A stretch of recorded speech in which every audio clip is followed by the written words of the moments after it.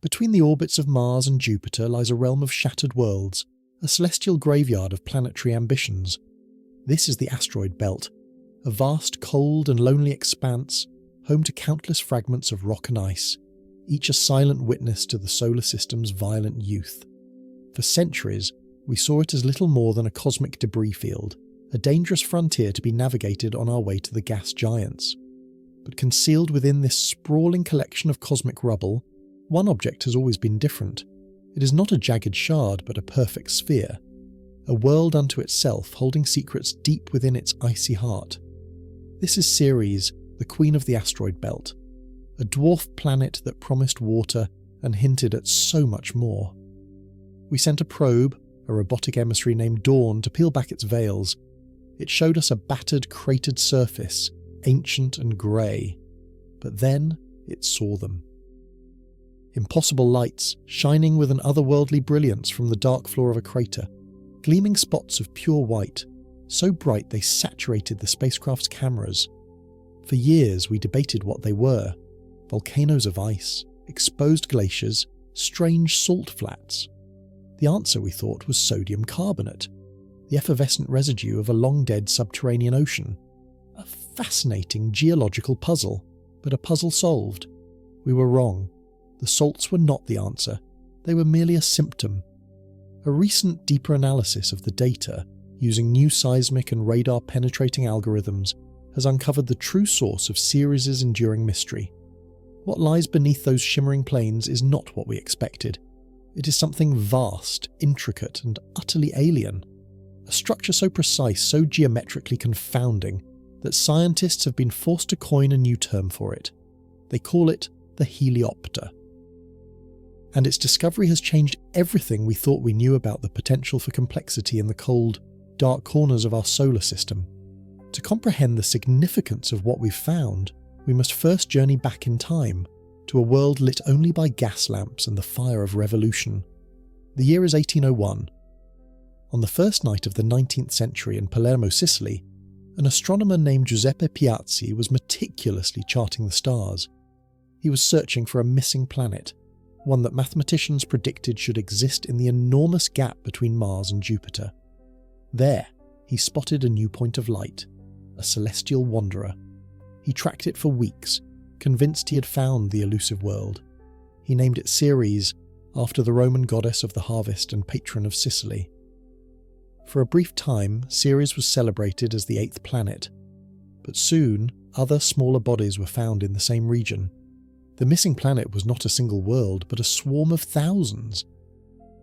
Ceres was demoted, reclassified as the first and largest of these new objects, the asteroids.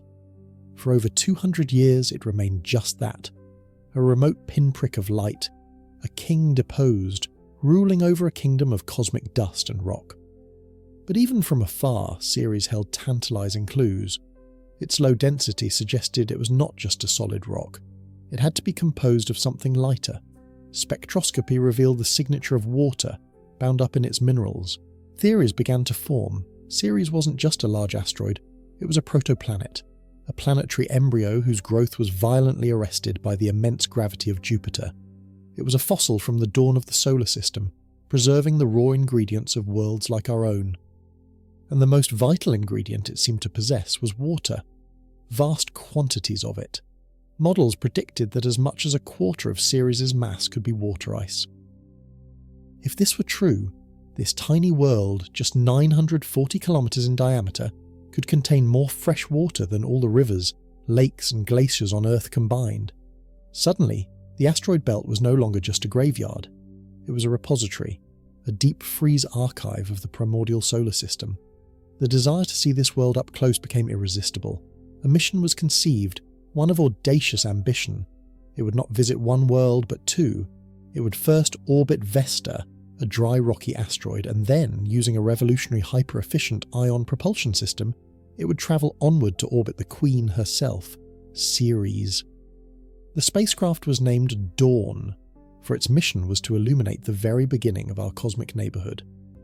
Launched in 2007, Dawn journeyed for nearly 8 years. Its 3 ion engines sipping xenon gas and converting it to a gentle, persistent thrust.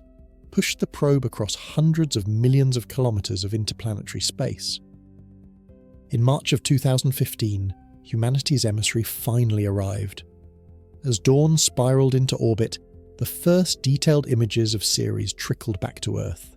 They revealed a surface that was dark, almost the colour of fresh asphalt, and heavily pockmarked with craters, the scars of billions of years of cosmic bombardment.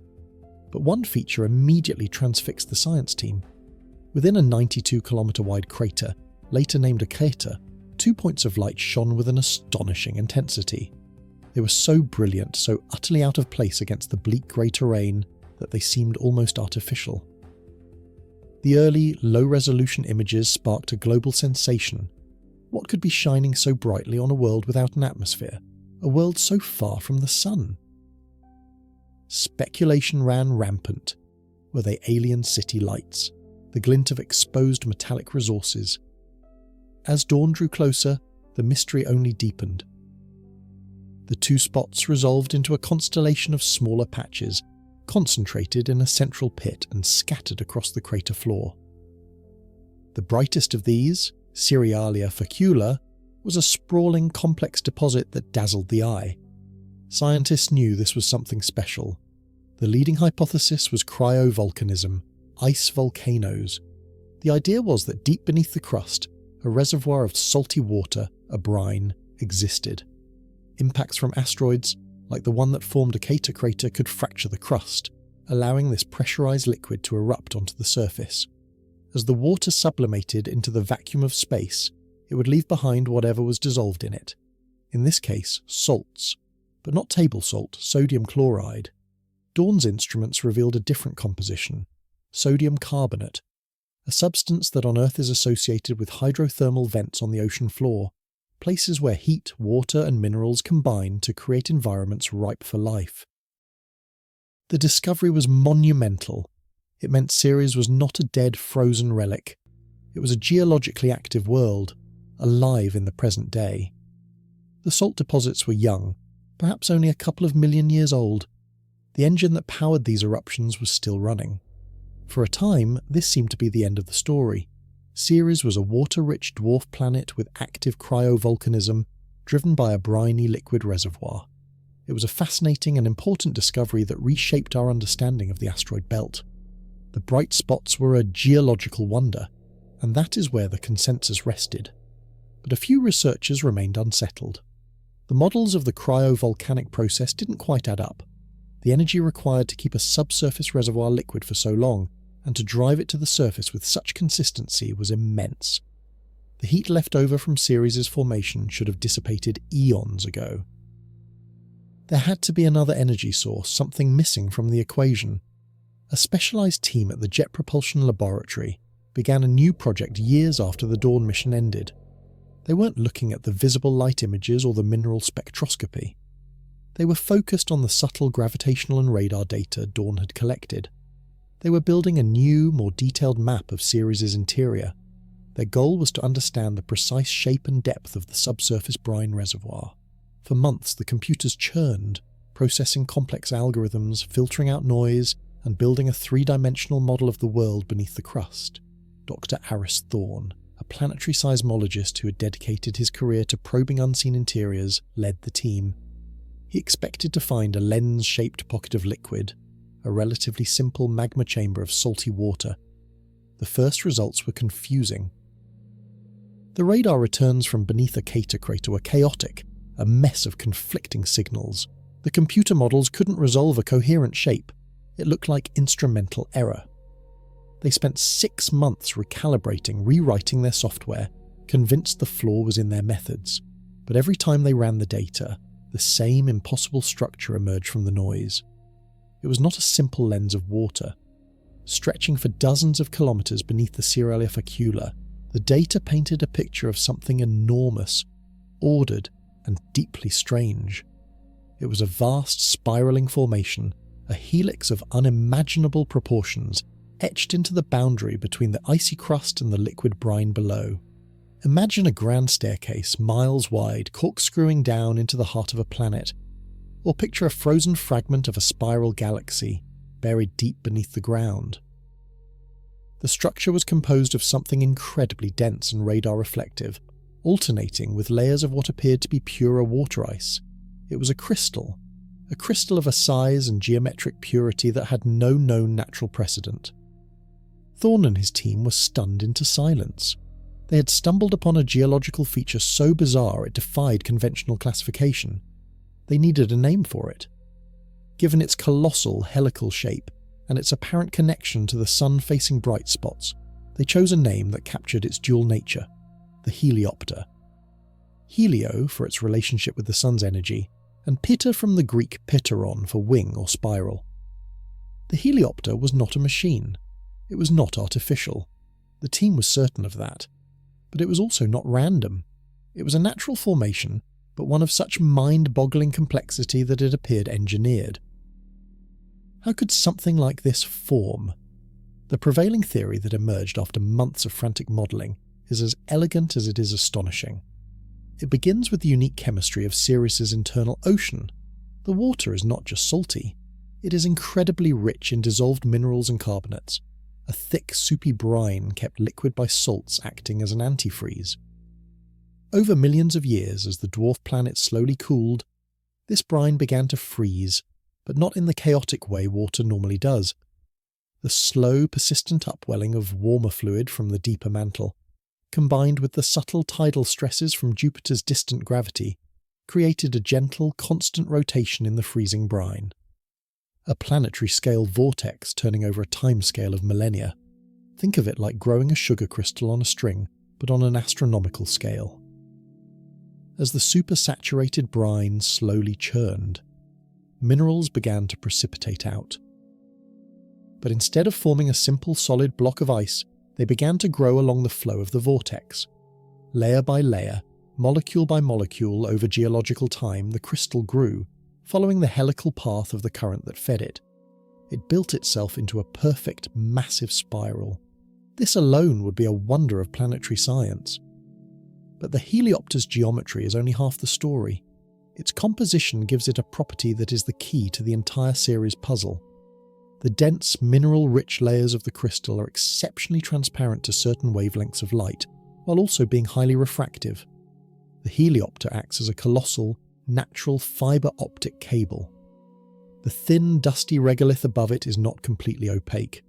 A tiny fraction of the sunlight that strikes Occator Crater penetrates the surface, filtering down through the crust as diffuse, weakened light. Ordinarily, this minuscule amount of energy would be meaningless. But when it reaches the upper layers of the Heliopter, something extraordinary happens. The spiralling crystal structure captures this faint, scattered light. It gathers it, channels it, and focuses it, guiding it down its helical path. Like light flowing through a glass fibre, the solar energy is funneled deep into the dwarf planet's interior. The Heliopter is a light harvester. It takes the feeble sunlight that reaches that distant realm and concentrates it into a focused beam aimed directly at the brine reservoir below. This constant, gentle input of solar energy is the missing piece of the puzzle. It's the engine that has kept the subsurface ocean from freezing solid. It's the heat source that creates the pressure to drive the cryovolcanic plumes. The bright spots of Cerealia facula are not just passive deposits. They are the exhaust vents of this incredible subterranean machine. The Heliopter focuses sunlight into the brine, causing localized heating and gas expansion. This pressurized mixture forces its way up through fissures in the crust, erupting onto the surface in a plume of vapor and salt. The structure itself is breathing, exhaling the remnants of its brine onto the crater floor, replenishing the bright spots over millions of years. The discovery of the Heliopter forces us to redefine what a geologically active world can be. We are accustomed to activity driven by internal heat from planetary formation or radioactive decay. Ceres presents a new paradigm, a world where activity is driven by an external power source, the sun, harnessed and focused by a fantastically complex geological structure. It is geology acting like biology, creating an intricate organ to capture and utilize energy. This revelation sends ripples through our most profound scientific and philosophical questions. If natural geological processes under the right conditions can spontaneously assemble A structure of such functional elegance and complexity. What does this imply for the universe? It suggests that the tendency towards order, towards the creation of intricate systems, may be a more fundamental principle of nature than we ever imagined. The universe, it seems, has a hidden talent for architecture. It doesn't just build stars and galaxies. In the dark, quiet places, with enough time and the right ingredients, it can build structures of breathtaking sophistication.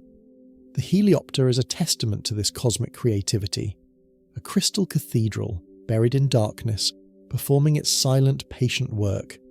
And this brings us to the most tantalizing implication of all. For centuries we have searched for life beyond Earth by following a simple mantra: follow the water. Then we refined it: follow the energy. We look for worlds with liquid water and a source of heat, like volcanic vents or tidal forces. Ceres, with its Heliopter, now demands a third mantra: follow the complexity. The subsurface ocean of Ceres is no longer just a cold, dark body of salty water. It is an environment of incredible potential. At the base of the Heliopter, where the focused beam of sunlight terminates, is a zone of constant energy input, a place where light meets the mineral-rich brine. This is a recipe for fascinating and exotic chemistry. This focused light could power photochemical reactions that are impossible in the dark. It could break down simple molecules and allow them to recombine into more complex forms. Over millions of years, this gentle, persistent solar engine could be a factory for organic chemistry. It could be generating the very building blocks of life: amino acids, lipids, nucleotides. The Heliopter might not just be a geological engine, it could be a prebiotic engine. A natural laboratory, patiently running the great experiment of abiogenesis for eons. Is there life in the oceans of Ceres? We do not know, but the discovery of the Heliopter has transformed that question from a remote possibility into a compelling and urgent scientific investigation. It has, in a single stroke, elevated Ceres from an interesting dwarf planet to one of the most promising locations to search for extraterrestrial life in our solar system. It forces us to look at other worlds with new eyes. Think of Europa, Jupiter's icy moon. Its surface is crisscrossed by strange reddish lines called lineae. We believe they are cracks in the ice, stained by salts from the ocean below. Could there be Heliopter-like structures beneath them, channeling Jupiter's intense radiation into the European Ocean as a chemical energy source? Consider Enceladus, Saturn's tiny geyser-spewing moon. We know it has a global ocean, heated from below. But could its famous tiger stripes, the fissures from which the plumes erupt, be the surface expression of far more intricate crystalline systems that focus and regulate that energy? The Heliopter is a potential galactic blueprint, a new class of geological feature to search for. It suggests that the habitable zones around stars might not just be defined by temperature. There may be structural habitable zones, microenvironments created by unique geology, where the conditions for life can emerge even in the most unexpected places. We must go back to Ceres. The data from Dawn, as revolutionary as it is, has taken us to the very limit of what can be seen from orbit. To confirm the existence of the Heliopter and to explore its true nature, we must land on the surface. The next generation of missions is already being imagined. Picture a lander descending into the brilliant white expanse of Occator Crater. It would touch down on the salt flats of the Facula, a place younger than the Appalachian Mountains. Its first task would be to drill, not just a few centimetres, but deep into the crust. It would analyse the ice cores, looking for gradients of complex organic molecules, the chemical signatures of the prebiotic engine churning below. But the ultimate mission would be more ambitious. A cryobot, a heated probe designed to melt its way through the ice crust. It would descend for miles, following the path of the ancient cryovolcanic vents, its sensors mapping the crystalline structure of the Heliopter as it passed through it. Finally, it would emerge from the ice ceiling into the liquid realm below, a submersible unleashed into a pristine alien ocean that has been sealed for billions of years. What would it find in that darkness, illuminated only by its own lights and the faint focused beam of ancient sunlight from the Heliopter above? Would it find only strange chemistry and beautiful mineral formations? Or would it find something more? Simple, microbial life, thriving in the brine, powered by the light of the crystal engine. A second, independent genesis, right here in our own solar system. The discovery of the Heliopter is a profound moment for humanity. It is a story that begins with a patient monk gazing at the heavens and culminates in a sophisticated algorithm deciphering the echoes from a world's hidden heart. It is a reminder that the universe is always more intricate, more surprising, and more beautiful than we can possibly imagine. We look out into the cosmos and we see immense empty distances. We feel a sense of cosmic loneliness, a fear that we are an isolated accident in an indifferent void. But discoveries like this chip away at that fear. They suggest that the universe is not indifferent. It is filled with a creative impulse, a tendency to build complexity from simplicity. From the spiraling arms of a galaxy to the double helix of our own DNA, this pattern repeats itself. And now, it seems, it repeats itself in the heart of a dwarf planet, in the form of a magnificent crystal we have only just begun to comprehend. The journey to understand the Heliopter will be long and challenging. It will require new technologies, new missions, and a new generation of explorers. But it is a journey we must take, because buried in the ice of Ceres is more than just a geological curiosity. It is a clue, a signpost in the grand cosmic treasure hunt for life. It tells us that the ingredients are not just out there, but that nature has found ways, astonishing and elegant ways, to put them to work. We stand on the shore of a new cosmic ocean. The bright spot in Occator Crater is no longer just a patch of salt. It is a beacon, an invitation from the universe to look deeper, to dig beneath the surface of what we think we know, and to have the courage to explore the magnificent darkness below. The Heliopter waits, turning silently, patiently, as it has for eons, ready for us to uncover the rest of its story.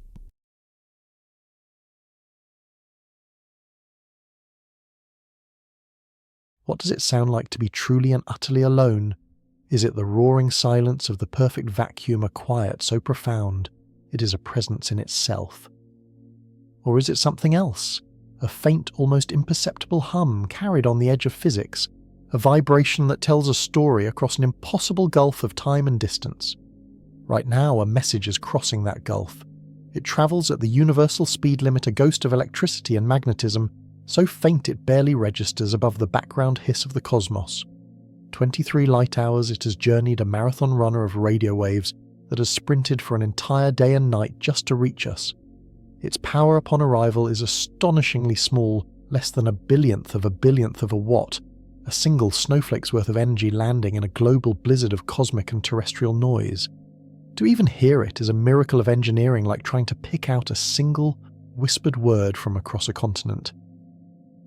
For 47 years, this whisper has been speaking to us, its voice growing ever fainter, its origin point receding ever further into the star-dusted black. This is not a signal from some alien intelligence, at least not yet. This is a voice of our own, making a call home from humanity's most audacious, most distant, most lonely creation. This is the voice of Voyager 1. It is an echo from a forgotten world. The year of its birth. 1977 was a time when the first Star Wars ignited our imaginations, when home computers were a fantasy for all but a handful of hobbyists, when the digital world we now inhabit was the stuff of science fiction. From that distant technological past, we flung a 3/4-ton machine of aluminum, gold and plutonium into the great unknown, a marvel of slide rules and analog genius. Its central computer, the brain of this intrepid explorer, has less processing power than the key fob you use to unlock your car. Its memory is measured in kilobytes, not gigabytes, a digital capacity so minuscule it could barely hold a single low-resolution photograph today. And yet this relic, this masterpiece of antique electronics, continues to function, to explore and to report back from a place no human-made object has ever been before. It was never designed for this. The mission's original architects dreamed of a 4-year tour of the gas giants, a brief but brilliant flash of discovery that would rewrite our textbooks on the outer planets. They built it to survive the savage radiation belts of Jupiter to withstand the cryogenic cold of deep space, but they never truly dared to imagine that nearly half a century later, its nuclear heart would still be beating its instruments, still tasting the void, its antenna still faithfully pointed toward a tiny blue dot it can no longer even see. The engineers who built it are now retired, some have passed into history, yet their creation sails on a testament to a time when we dared to build things that would outlast ourselves. It is a monument in motion, a pyramid for the interstellar age, carrying a message not for the gods, but for the cosmos itself. Strapped to its side, a golden phonograph record, a gleaming time capsule containing the sights and sounds of our world. The greetings in 55 languages, the murmur of the wind, the cry of a newborn baby, the soaring concertos of Bach and Beethoven. It was a gesture of monumental optimism, a belief that even if our civilization fades, something of our spirit, our art, our curiosity might persist. It was a message in a bottle cast not upon a terrestrial ocean, but into the cosmic sea, a gesture of hope addressed to whom it may concern. But the Golden Record's true audience was never some far-off alien race. Its true audience was us. It was a mirror held up to humanity, a challenge forcing us to decide what was most beautiful, most important, most essential about our existence, what single artifact could possibly speak for all of us. The record is a profound statement about what we value, and Voyager 1 is the messenger tasked with carrying that statement into eternity. Its primary journey was one of exquisite celestial mechanics, a once-in-176-year alignment of the outer planets that allowed for a cosmic game of leapfrog. Using a technique we call a gravity assist, Voyager didn't just visit these worlds, it danced with them. It fell toward the colossal gravity of Jupiter, stealing a sliver of the giant's orbital energy, a gravitational slingshot that bent its trajectory and accelerated it toward its next target. At Jupiter it unveiled a world of staggering complexity and violence, a planet with lightning superbolts, volcanic moons spewing sulfur, and a great red spot revealed not as a placid stain but as a storm, more powerful than 1,000 terrestrial hurricanes. It was a revelation, a portrait of a king of worlds that transformed our understanding of planetary science overnight. Then it flew onward to Saturn, the jewel of the solar system. Before Voyager, we saw the rings as serene, solid bands of light. Voyager's cameras revealed the truth, a system of breathtaking intricacy, composed of thousands upon thousands of individual ringlets, braided, warped and sculpted by the gravitational tug-of-war of tiny shepherd moons. It was a cosmic ballet of ice and rock, a dynamic and chaotic system of unimaginable beauty. After this stunning encore performance, its sister craft Voyager 2 would continue the grand tour to Uranus and Neptune, but Voyager 1's trajectory was bent upward out of the ecliptic plane, the flat disk where the planets orbit the Sun. Its new destination was far more profound, far more abstract. Its destination was out. For decades it sailed through an increasingly empty space, a region we call the outer heliosphere. Here the solar system truly begins to dissolve. The planets are gone, the asteroids are gone, the comets of the Kuiper Belt are few and far between. The only meaningful presence here is the unceasing wind of charged particles blowing from our Sun. This is the solar wind, a bubble of plasma inflated by our star's nuclear furnace that envelops and protects our entire solar system. For billions of miles, this bubble was Voyager's entire universe.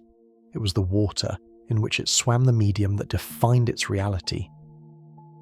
Everything it had ever known, from the light of its home star to the magnetic fields that guided its journey, was a product of the Sun. But it was approaching the edge of that bubble. It was nearing the invisible shoreline of the interstellar ocean. Scientists called this boundary the heliopause. It was a place we had only ever modelled in our supercomputers, a theoretical frontier where the Sun's influence finally wanes, pushed back by the collective breath of millions of other stars, the tenuous gas and dust that fills the void between them. What would this boundary look like? Would it be a clean, sharp line, a cosmic shore you could cross in an instant? Or would it be a turbulent, frothy surf, a chaotic mixing zone of solar and interstellar material no one knew for certain? Theorists placed their bets, models were refined, but only Voyager could give us the answer. It was flying blind into the greatest unknown in human history. We, its creators, could only listen and wait as our emissary approached the waterfall at the end of the solar system. In 2004, it crossed the first of these theoretical boundaries, the termination shock, where the solar wind abruptly slows down as it begins to press against the interstellar medium. The data confirmed it. The probe had entered a strange new region, the heliosheath, a kind of purgatory between the familiar solar system and the true void. For years it travelled through this turbulent zone, a place where the sun's magnetic field lines became compressed and chaotic. The tension was palpable in the mission control rooms. Every new packet of data was scrutinised for the telltale signs, the definitive proof that it had finally broken through. The particle counts changed, the magnetic field shifted, but the final unambiguous confirmation remained elusive. The crossing wasn't clean. It was messy, confusing and surprising. The universe, it seemed, was far more creative than our models had predicted. Then in 2012, something extraordinary happened. The instruments measuring charged particles originating from within our solar system saw their numbers plummet as if a switch had been thrown. Simultaneously, the sensors detecting high-energy cosmic rays from deep space saw their measurements spike dramatically. It was a profound shift, a fundamental change in the environment around the spacecraft. Voyager was no longer being bathed primarily by the sun's particles. It was now being bombarded by particles from other stars, from ancient supernovae, just from the vast galactic ecosystem. Yet the magnetic field data was still puzzling. It hadn't changed direction as models predicted it should upon entering interstellar space. Had it crossed, or was it in some bizarre, previously unknown magnetic tunnel connecting our solar system to the galaxy beyond? The debate raged for months. The data was tantalizing, but not yet conclusive. The universe was guarding its secrets closely. The final beautiful confirmation came not from a steady measurement, but from a stroke of cosmic luck.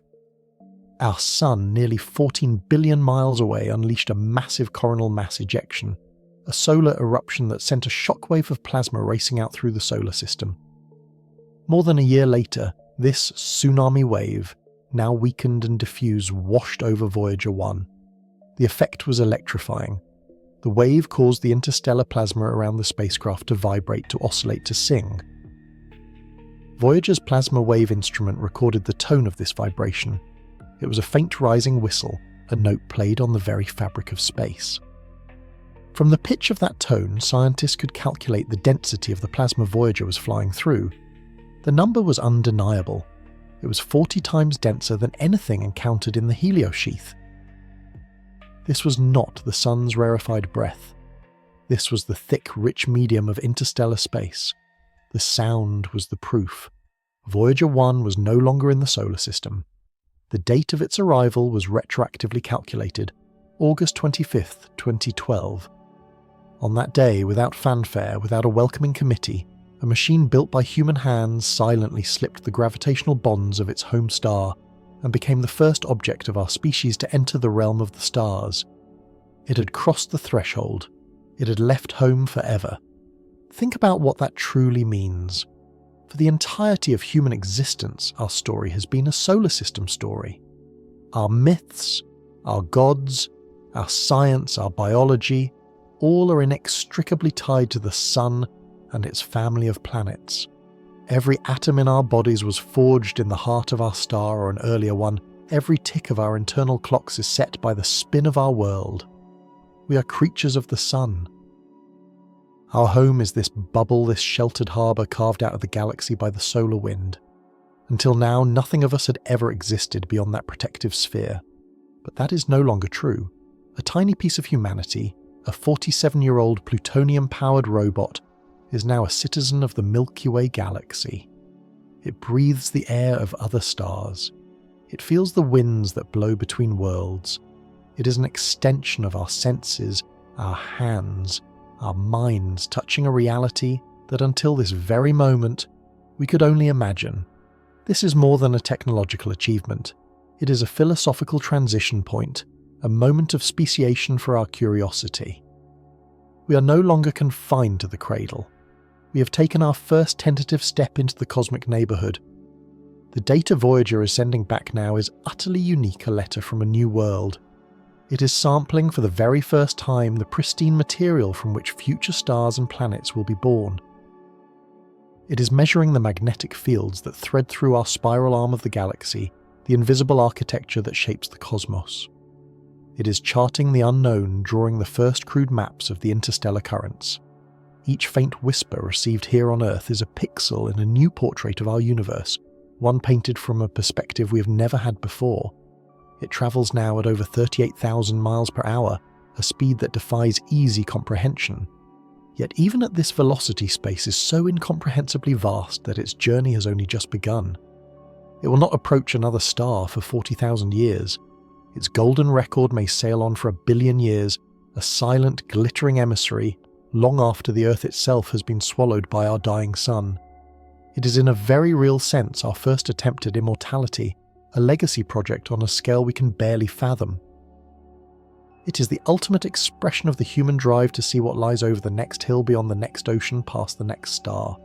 It is the embodiment of our refusal to be bound by our horizons, and so we listen. We point our greatest radio telescopes toward a tiny patch of sky and strain to hear that faint fading signal.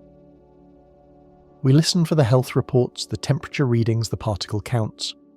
We listen for the story it has to tell about the great dark ocean it now sails. For this is no longer just Voyager's journey, it is our journey. It is our first chapter in a much larger story, the story of our species' entry into the galaxy. The new data streaming back is more than just numbers. It is a postcard from the frontier, a frontier that Voyager 1 has single-handedly pushed beyond the limits of our home and into the true beginning of everything else. How do you hear a whisper from across the solar system, not with an ear, but with an equation? In the mid-1960s, a graduate student at Caltech, Gary Flandreau, was given a seemingly tedious task by NASA's Jet Propulsion Laboratory. He was to calculate the most efficient trajectories to the outer planets, a bit of routine navigational homework. But as he plotted the orbits, as he ran the numbers through humming mainframe computers, a pattern began to emerge. It was a subtle alignment, a gravitational secret the solar system had been keeping for nearly 2 centuries. He discovered that in the late 1970s, Jupiter, Saturn, Uranus and Neptune would arrange themselves in a rare sweeping arc on one side of the Sun. This was no mere celestial coincidence. It was an invitation, an alignment so perfect, so serendipitous it wouldn't happen again for another 176 years. For the dreamers at JPL, this wasn't just data, it was a map to a hidden treasure. It meant a single spacecraft could, in theory, visit all 4 gas giants. It could use the immense gravity of each world as a celestial slingshot, a cosmic accelerator stealing a sliver of its orbital momentum to fling itself onward to the next target. The journey, which would normally take 40 years to reach Neptune alone, could be cut down to just 12. The concept was breathtaking in its audacity, a once-in-a-lifetime opportunity to peel back the veil on the most mysterious and distant members of our solar family. They called it quite simply the Grand Tour.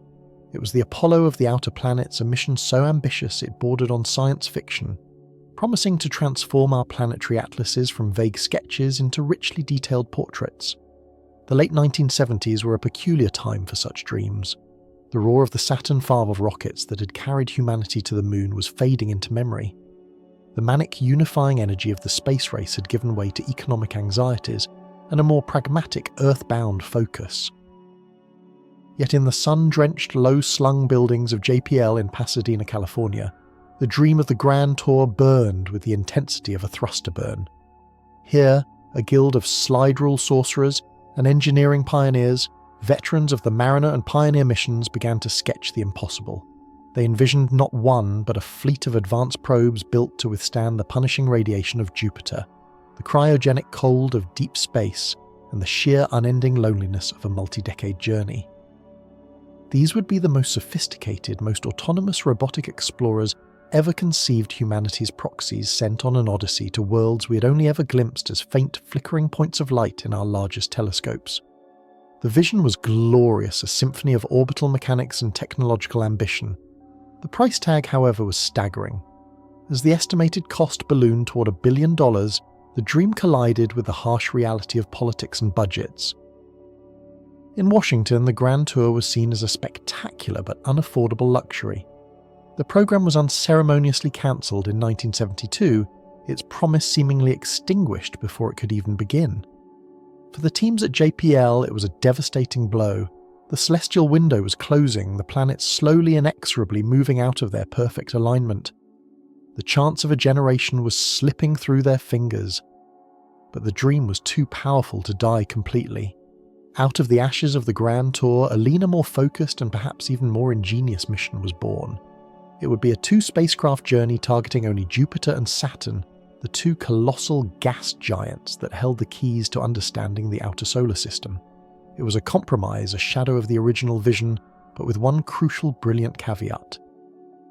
The engineers, in a stroke of defiant optimism, would design these twin spacecraft with the soul of the Grand Tour intact. They would build them to last. They would calculate the trajectory for Jupiter and Saturn, yes, but they would aim Voyager 2 with such exquisite precision that if it survived its first 2 encounters, the option to continue on to Uranus and Neptune would remain open. A long shot, a hope whispered into the vacuum of space. The mission was christened Voyager, a simple, elegant name for what would become the most extraordinary journey of exploration in human history. To us, they are now legends, icons of discovery. But back then, you have to understand what they truly were. They were marvels of miniaturization and resilience crafted from aluminum gold and human ingenuity, each one weighing less than a small car. Imagine you're there in the clean rooms of JPL in 1977. The air hums with conditioned coolness and a palpable sense of anticipation. Before you stand the twin emissaries, Voyager, Swan and Voyager 2. They don't look sleek or aerodynamic, for in the frictionless void where they are destined to fly, such concepts are meaningless. They are intricate, almost fragile-looking assemblies of instruments. Booms and dishes, a testament to function over form. A massive 10-foot-wide high-gain antenna dominates each craft, a parabolic ear cocked and ready to listen for the faint commands from Earth and to whisper back its discoveries across hundreds of millions of miles. This antenna is their voice and their lifeline. Extending from the main body on a long truss is the science boom, a celestial Swiss Army knife, carrying a suite of instruments designed to taste, see and feel the environments they would fly through. Magnetometers to map the invisible magnetic fields that enshroud these giant worlds. Plasma detectors to sample the solar wind, that constant stream of charged particles blowing out from our sun. Cosmic ray sensors to count the high-energy bullets ricocheting through the galaxy. And then there were their eyes. A pair of television cameras mounted on a steerable scan platform, a robotic neck that could swivel with uncanny precision. One camera for wide-angle contextual shots, the other a narrow-angle lens for breathtaking close-ups. These weren't digital cameras as we know them today. They used Vidicon tubes and older analog technology, painstakingly capturing images line by line, which would then be digitized and beamed back to Earth. The entire process was a marvel of patience, a slow-motion revelation. Yet the most profound challenge was not in seeing, but in thinking. The light time delay, the sheer time it took for a radio signal to travel from Earth to Jupiter and back, would be over an hour and a half. By the time a problem was detected on Earth, it would be far too late to send a command to fix it. The probes had to be smart. They had to be autonomous. Their brains were a set of 3 interconnected computer systems, each with redundant backups. By modern standards, their memory was laughably small, about 69 kilobytes, less than a single low-resolution photo on your phone. But the software written by the engineers at JPL was a masterpiece of efficiency. It allowed the Voyagers to execute complex pre-programmed sequences of commands to diagnose their own problems and to switch to backup systems if something went wrong. They were programmed not just with instructions, but with an instinct for survival. Powering this intricate machine was another piece of revolutionary engineering. Solar panels were useless in the dim twilight of the outer solar system, so the Voyagers carried their own miniature power plants, radioisotope thermoelectric generators or RTGs. These devices, mounted on a boom far from the sensitive science instruments, contained plutonium-238. As the plutonium naturally decayed, it released a steady, reliable flow of heat, which was then converted directly into electricity. It was a fading atomic heartbeat designed to keep the probes alive for decades long after they had sailed past the last rays of sunlight strong enough to power a spacecraft. But perhaps the most poignant and audacious component bolted to the side of each Voyager probe was not a scientific instrument at all. It was a message, a greeting card to the cosmos. Conceived by a committee led by the brilliant astronomer Carl Sagan, the Golden Record was a 12-inch gold-plated copper disc, a time capsule carrying the sights and sounds of our world. It contained 115 images encoded in analog form, showcasing life on Earth, our science, our art, and our humanity. It carried greetings in 55 different languages from ancient Akkadian to modern Mandarin, each one a small hopeful voice cast into the cosmic ocean. And it contained music, a 90-minute selection that ranged from Bach and Beethoven to Chuck Berry's Johnny B. Good and the haunting chants of Melanesian tribesmen. It was a love letter to any civilization that might one day find it a statement that in this small blue corner of the universe, a species arose that could dream, that could create, and that dared to reach for the stars. On its protective cover were etched simple diagrams, a map of our solar system, instructions on how to play the record and the location of our sun, relative to 14 nearby pulsars, a celestial address written in the language of physics. It was an act of profound, almost irrational optimism, a belief that we were not just explorers but communicators ready to join a galactic conversation, even if the response might take millennia. The entire endeavour hinged on a manoeuvre that had been tested, but never on this scale, the gravity assist. It's a concept of pure elegance, a gravitational dance of breathtaking consequence. You don't just fly past a planet, you engage with it. As the spacecraft approaches a colossal world like Jupiter, it falls into the planet's immense gravitational well, accelerating dramatically. It is like a skater dropping into a deep bowl. The probe then swings around the planet's far side, climbing back out of the gravity well, but it does so in the direction of the planet's own orbital motion.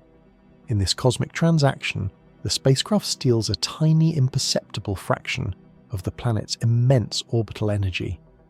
The planet is slowed in its path around the Sun by an amount so infinitesimal it is completely immeasurable, but the small light spacecraft is violently accelerated, its trajectory bent, its speed boosted by thousands of miles per hour.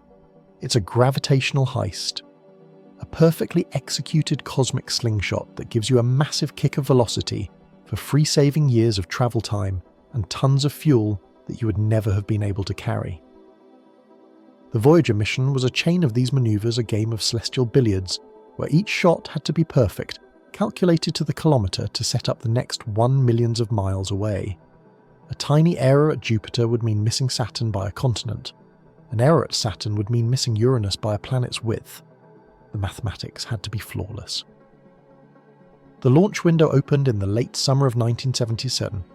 Despite its name, Voyager 2 was the first to leave. It was launched on August 20th, placed on a slower, longer trajectory that preserved the option for that far-flung journey to Uranus and Neptune. 16 days later, on September 5th, it was Voyager 1's turn. It was placed on a faster, more direct path to Jupiter. From the viewing stands at Cape Canaveral, you could feel the ground tremble. The massive Titan III rocket, a pillar of white fire and thunder, ignited its engines, straining against the pull of Earth's gravity. For the engineers who had poured years of their lives into these machines, this was the moment of truth. Years of calculations, of sleepless nights, of meticulous assembly, all culminating in this controlled, terrifying explosion. As the rocket clawed its way into the Florida sky, it carried more than just a payload of scientific instruments. It carried the distilled curiosity of an entire species. It was our ambition made manifest, a 360-foot spear of fire hurled at the heavens. The ascent was flawless. The stages separated, each one falling away as its fuel was spent, until only the Voyager spacecraft and its final kick stage remained coasting in the silent blackness of Earth orbit. Then, with one final precise burn, the spacecraft was flung out of Earth's embrace, its velocity climbing to over 36,000 miles per hour. It was on its way.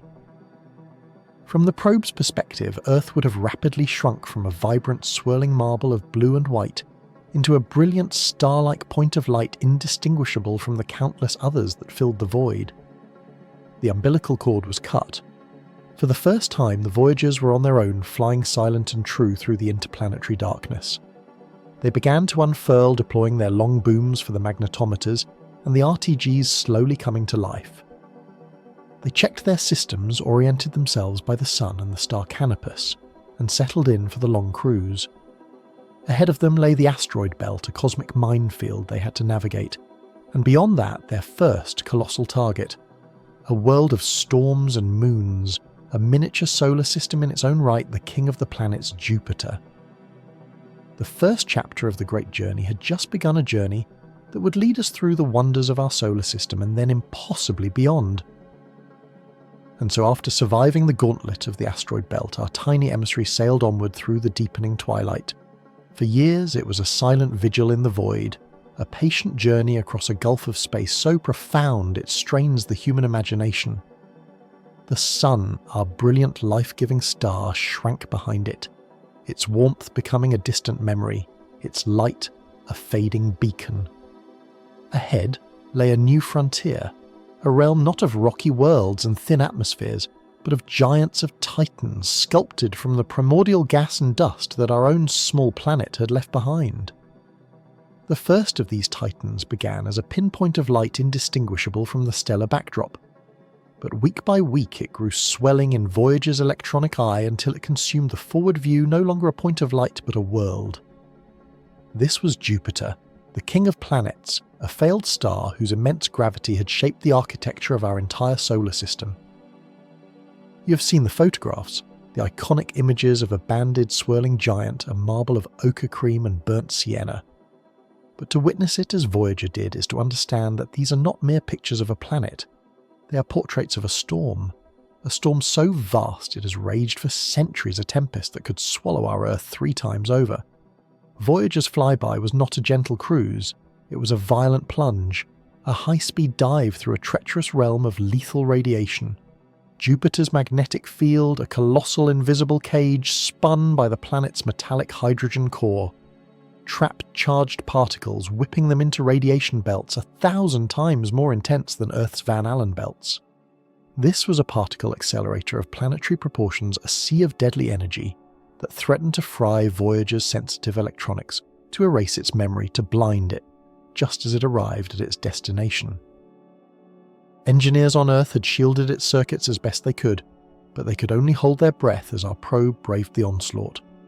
For 18 agonizing months it fell toward this maelstrom, and with every passing moment the data that streamed back across 500 million miles of space began to paint a picture more complex, more violent and more beautiful than anyone had ever dared to dream.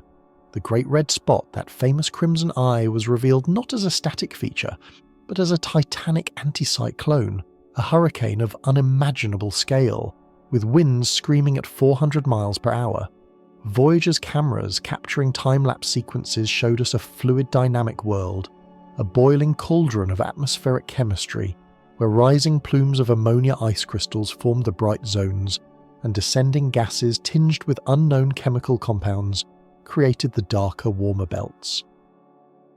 For the first time we saw lightning flashes in another planet's clouds, bolts of electricity powerful enough to dwarf any terrestrial storm, and we detected colossal auroras at its poles, ghostly curtains of light dancing in response to the ceaseless bombardment of particles. Jupiter was not a placid ball of gas, it was a living, breathing entity, a meteorological beast of terrifying power. Yet the true revolution, the discovery that would fundamentally alter our search for life in the cosmos, was not the planet itself, it was its moons. Until this moment we viewed moons as our own, as barren, silent, cratered companions, geologically dead for eons. But the 4 great Galilean moons, first spotted by Galileo in 1610, were about to shatter that paradigm forever. The first to come into focus was Io, and what Voyager saw sent shockwaves through the scientific community. This was not a dead world. It was a world of fire. The images revealed a surface unlike anything ever seen, a landscape painted in nightmare shades of yellow, red and black, pockmarked not by craters, but by the dark calderas of active volcanoes. A young navigation engineer, Linda Morabito, examining an image to pinpoint Voyager's exact location, noticed a strange umbrella-shaped plume erupting from the moon's limb silhouetted against the blackness of space. It was an active volcanic eruption spewing sulfur and ash hundreds of miles into the sky. Io was and is the most volcanically active body in the solar system. It is a world caught in a gravitational tug-of-war, stretched and squeezed by the immense pull of Jupiter on one side and the rhythmic tugs of its sibling moons on the other. This constant tidal flexing generates incredible heat in its interior, turning it into a molten hellscape, a geological furnace that continuously repaves its own surface. Then came Europa. At first glance, it seemed Io's complete opposite. Where Io was a canvas of violent colour, Europa was a serene, brilliant white sphere, a billiard ball of ice. But as Voyager drew closer, its cameras revealed a surface that was not smooth, but fractured, covered in a complex web of cracks and dark reddish streaks, as if a fine porcelain shell had been shattered and then frozen back together. Most startlingly, there were almost no impact craters. This meant the surface was young, constantly being renewed from below. Something was erasing the scars of cosmic history. For the first time, humanity was confronted with the tantalizing evidence of a vast liquid water ocean hidden beneath that global shell of ice. The implications were staggering. Here in the cold outer darkness so far from the sun's warmth was a potential habitat for life kept liquid by the very same tidal forces that tortured Io into a world of fire. It was a message in a bottle written in scars of ice, a promise that the ingredients for life might exist in the most unexpected of places. Ganymede, larger than the planet Mercury, revealed a complex history of tectonic upheaval, its ancient cratered terrain crisscrossed by younger, brighter grooves and ridges. And Callisto, the outermost of the four, appeared as a battered relic, its surface ancient and saturated with craters, a silent testament to the violent youth of our solar system. In a single breathtaking flyby, our entire conception of moons had been rewritten. They were not just satellites. They were worlds each with its own unique story, its own distinct personality and its own profound mysteries. Propelled by Jupiter's immense gravity, Voyager was flung onward, its velocity massively increased by the gravitational slingshot. Its new target lay 2 years and nearly another billion miles away, Saturn, the ringed jewel of the solar system. If Jupiter was a king of brute force and raw power, Saturn was an artist of sublime ethereal beauty. As Voyager closed the distance, the rings which from Earth appear as a solid, graceful band resolved into a structure of breathtaking complexity. They were not solid at all, but a shimmering celestial river composed of countless individual particles of water ice, ranging in size from specks of dust to chunks as large as mountains. Voyager discovered that this river was divided into thousands of distinct razor-thin ringlets, an intricate system of grooves and gaps that resembled nothing so much as a cosmic phonograph record. And just like a record, these grooves held a story, a history of gravitational resonances with Saturn's many moons. We discovered tiny shepherd moons whose gravity acts like a containing force, sculpting the sharp edges of the rings. We saw strange, dark radial features called spokes that formed and dissipated within hours, ephemeral structures created by electrostatic forces lifting fine dust above the main ring plane. And we witnessed the bizarre braided structure of the F-ring, a chaotic intertwined ribbon of ice particles that seemed to defy the elegant laws of orbital mechanics. It was a vision of impossible celestial architecture, a display of physics so intricate and delicate it felt almost alive. The moons of Saturn offered their own portfolio of wonders. There was Mimas with its one enormous crater that gave it the uncanny appearance of a science fiction battle station. There was Enceladus, a small moon so brilliantly white it reflected nearly 100% of the sunlight that struck it, a clue to a pristine icy surface that hinted at a geologically active interior, a secret that would only be fully revealed decades later. But the main event, the target that would dictate the rest of Voyager 1's existence, was the enigmatic moon Titan. Larger than Mercury, Titan was unique, the only moon in the solar system shrouded in a thick opaque atmosphere, Voyager's cameras could not pierce its dense orange haze, but its instruments could taste that atmosphere, could analyse its composition. They found it to be overwhelmingly nitrogen, just like Earth's. But here the nitrogen was mixed with methane and other hydrocarbons, creating a primordial chemical soup under a deep freeze. It was like a vision of a prebiotic Earth cryogenically preserved, a laboratory for studying the very chemical pathways that may have led to life on our own world. And here in the shadow of Saturn, the mission reached its critical turning point. The primary objectives were complete. The grand tour of Jupiter and Saturn had been a success beyond the wildest dreams of its creators. Now a choice had to be made, a decision that would seal Voyager's fate. There were two paths forward. One path would take the spacecraft on a trajectory to visit Uranus and Neptune, completing the full grand tour as its twin Voyager 2 would later do. But this path meant sacrificing a close flyby of Titan. The other path, the one that offered the best possible scientific data on Titan's mysterious atmosphere, required a very specific trajectory, a dive that would use Saturn's gravity to bend its course dramatically. This maneuver, this final gravitational kiss goodbye, would act as a powerful accelerator, but it would also hurl Voyager 1 upwards out of the ecliptic plane, the flat disk where all the planets orbit, and send it on a trajectory that would never encounter another world. It would be a one-way journey into the unknown, a final departure from the planetary family. The choice was made. For the chance to get one last definitive look at the atmosphere of Titan, the team at the Jet Propulsion Laboratory chose the path of no return. They chose interstellar space. With that final perfectly executed maneuver, Voyager 1's planetary mission was over. Its gaze swung back for one last look, and from a distance of nearly 4 billion miles at the request of Carl Sagan, it began to take a final series of photographs. This was the family portrait, a mosaic of our home system, as seen from the outside, and in that collection of images captured by a machine that was now destined to wander the void forever, was one particular frame. A single pale blue pixel suspended in a scattered beam of sunlight. That was us. That was Earth. A tiny, fragile mote of dust, our whole world, everyone you have ever known, contained in a single speck of light against the immense cosmic dark. It was a perspective-altering moment of profound humility, a final poignant wave goodbye from our most distant explorer. With its cameras powered down to conserve energy for the long journey ahead, Voyager 1 sailed into a new and emptier ocean. The years stretched into decades. The sun, our magnificent star, dwindled to become just the brightest point of light in a sky crowded with unfamiliar constellations. The cold deepened an absolute bone-deep cold that permeates the outer darkness. The mission changed. It was no longer a mission of exploration in the visual sense of capturing breathtaking images of new worlds.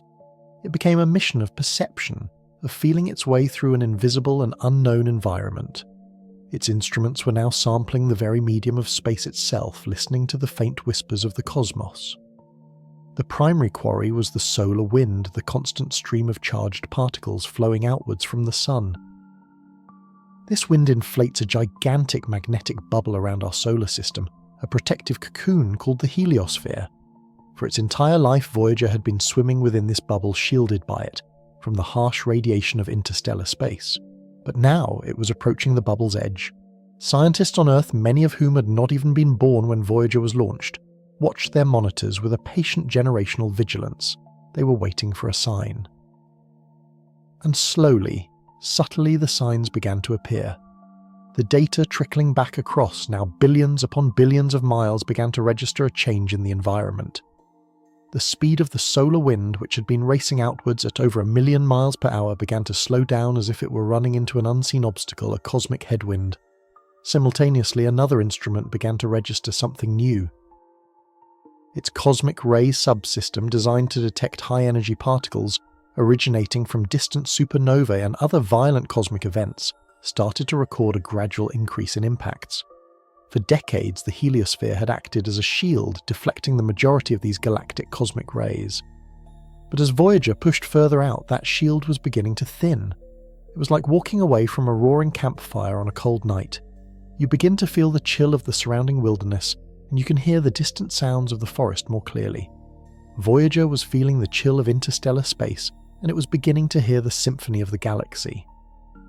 The changes were not dramatic. They were gradual, painstakingly slow, playing out over years. The solar wind velocity would drop slightly, then hold steady. The galactic cosmic ray count would tick upwards, then plateau. It was a delicate dance of competing forces, the fading breath of our sun pushing outwards against the immense steady pressure of the interstellar medium pushing inwards.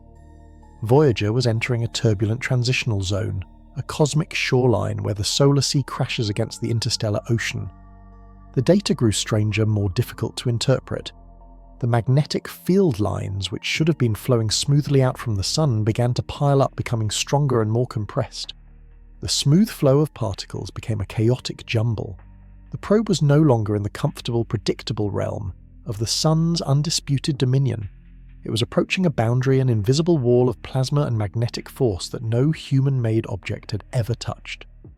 It was approaching the termination shock, the place where the solar wind collides with the interstellar medium and slows abruptly from supersonic to subsonic speed. This was the first great frontier of interstellar space, the true beginning of the end of our sun's influence. And as Voyager 1 raced towards it at more than 38,000 miles per hour, the team on Earth could only watch their data streams, holding their collective breath, waiting for the moment of impact, the moment our tiny, aging messenger would finally cross over and tell us what it feels like to confront the true void. And so for years, the transmissions from Voyager 1 told a story of a place that shouldn't exist. It was a cosmic waiting room, a bizarre and unanticipated purgatory, poised on the very threshold of interstellar space, yet stubbornly refusing to cross it. The delta coming back to Earth, trickling across billions of miles of emptiness, was not the clean, crisp narrative of a journey's end that science had predicted. Instead, it was a fragmented, deeply perplexing puzzle, a set of clues that seemed to contradict one another at every turn. The team at the Jet Propulsion Laboratory, custodians of this lonely traveller, found themselves in the grip of a profound scientific mystery. They had spent their careers preparing for a singular moment, for the telltale signs that would announce humanity's arrival in the galactic expanse. They expected a clear signal, a definitive line drawn in the void. What they received was a whisper, a riddle, a paradox wrapped in the language of magnetic fields and charged particles. The first profound clue, the one that truly quickened the pulse of the mission scientists, arrived in the late summer of 2012. It came from an instrument designed to listen to the cacophony of the cosmos, a detector for cosmic rays. For decades, it had diligently measured two distinct populations of these energetic particles. The first were the anomalous cosmic rays born within our solar system, trapped and accelerated by the sun's vast magnetic bubble, the heliosphere. These were the familiar natives, the particles of home. The second group were the galactic cosmic rays, true interstellar travellers forged in the hearts of distant supernovae and flung across the galaxy for eons. For most of Voyager's journey, these galactic invaders had been held at bay, deflected by the protective shield of the heliosphere. You can imagine it as standing inside a fortress, hearing only the muted sounds from your own courtyard, while a raging storm, the symphony of the galaxy, howls just outside the walls. Then on the 25th of August, the walls simply vanished. Over a period of mere hours, the data stream shifted with an astonishing, almost violent finality. The familiar hum of anomalous cosmic rays, the particles born of our sun, plummeted by a factor of 1,000. They didn't just dwindle, they effectively disappeared, as if a switch had been thrown across the solar system. Simultaneously, the intensity of galactic cosmic rays, the messengers from deep space, spiked to levels never before seen, a flood of alien energy pouring in from all directions. It was the clearest, most dramatic signal yet. The fortress had been breached. The shield was down. This had to be it.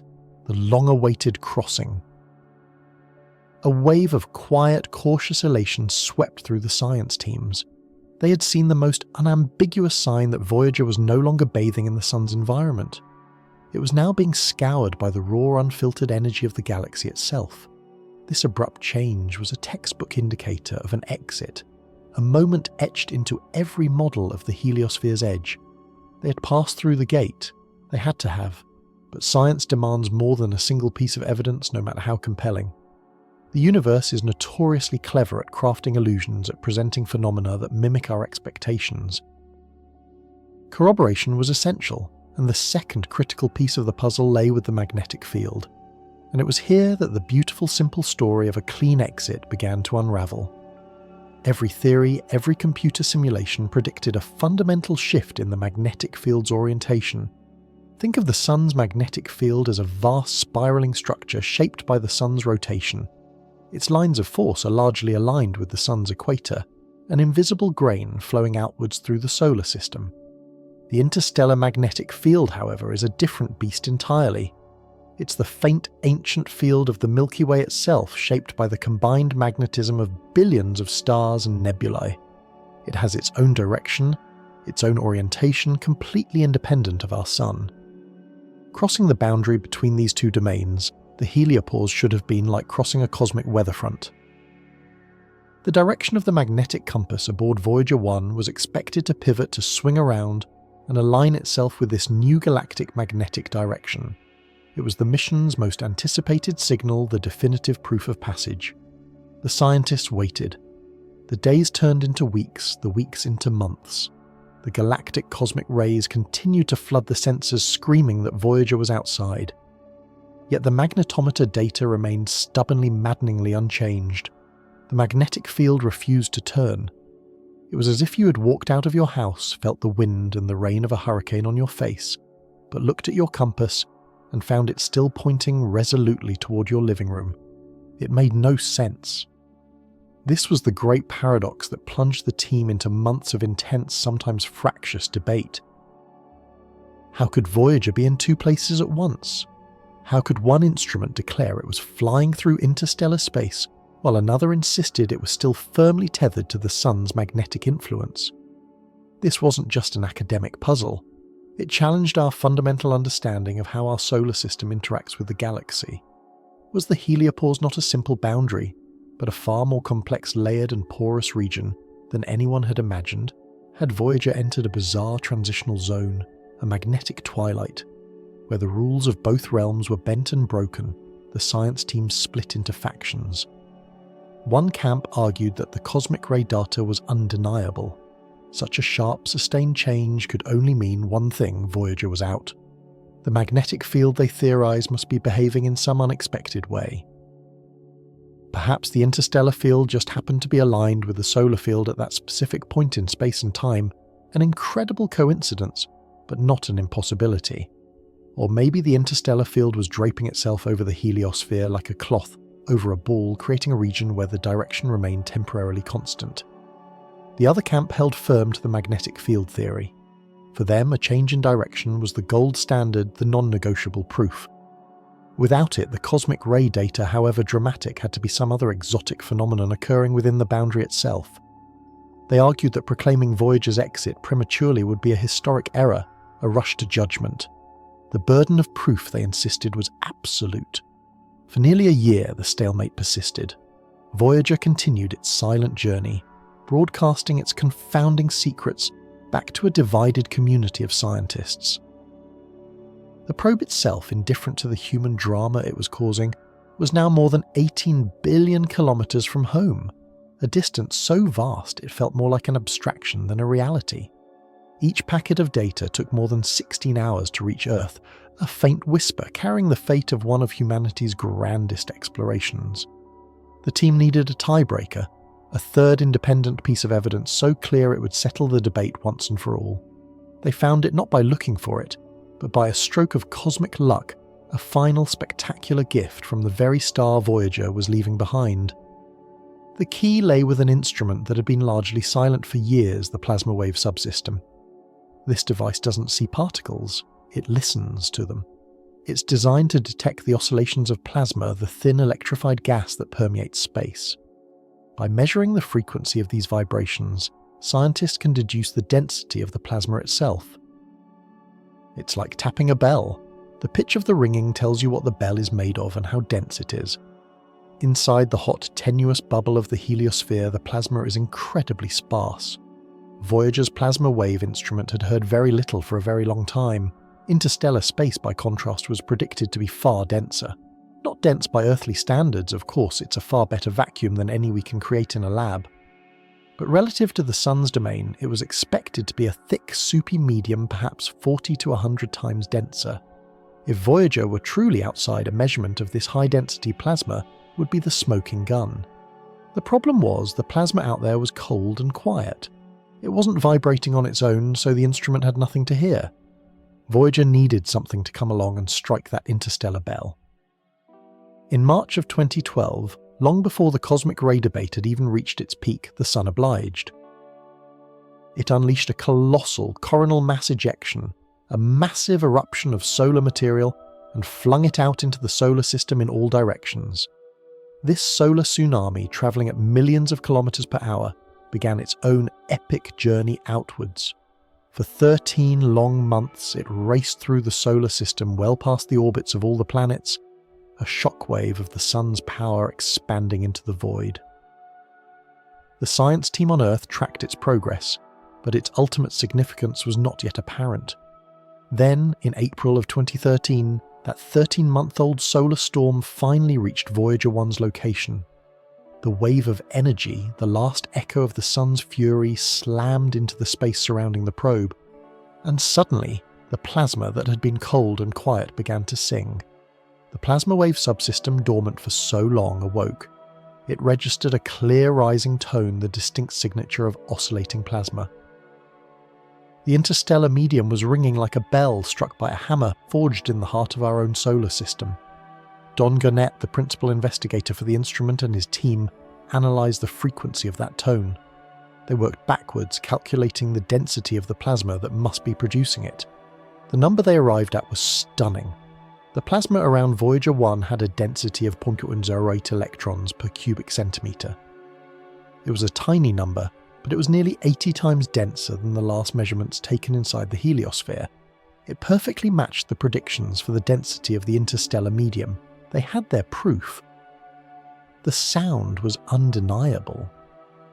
When they looked back through older data, they found another fainter tone from a weaker solar event that had reached Voyager in the autumn of 2012.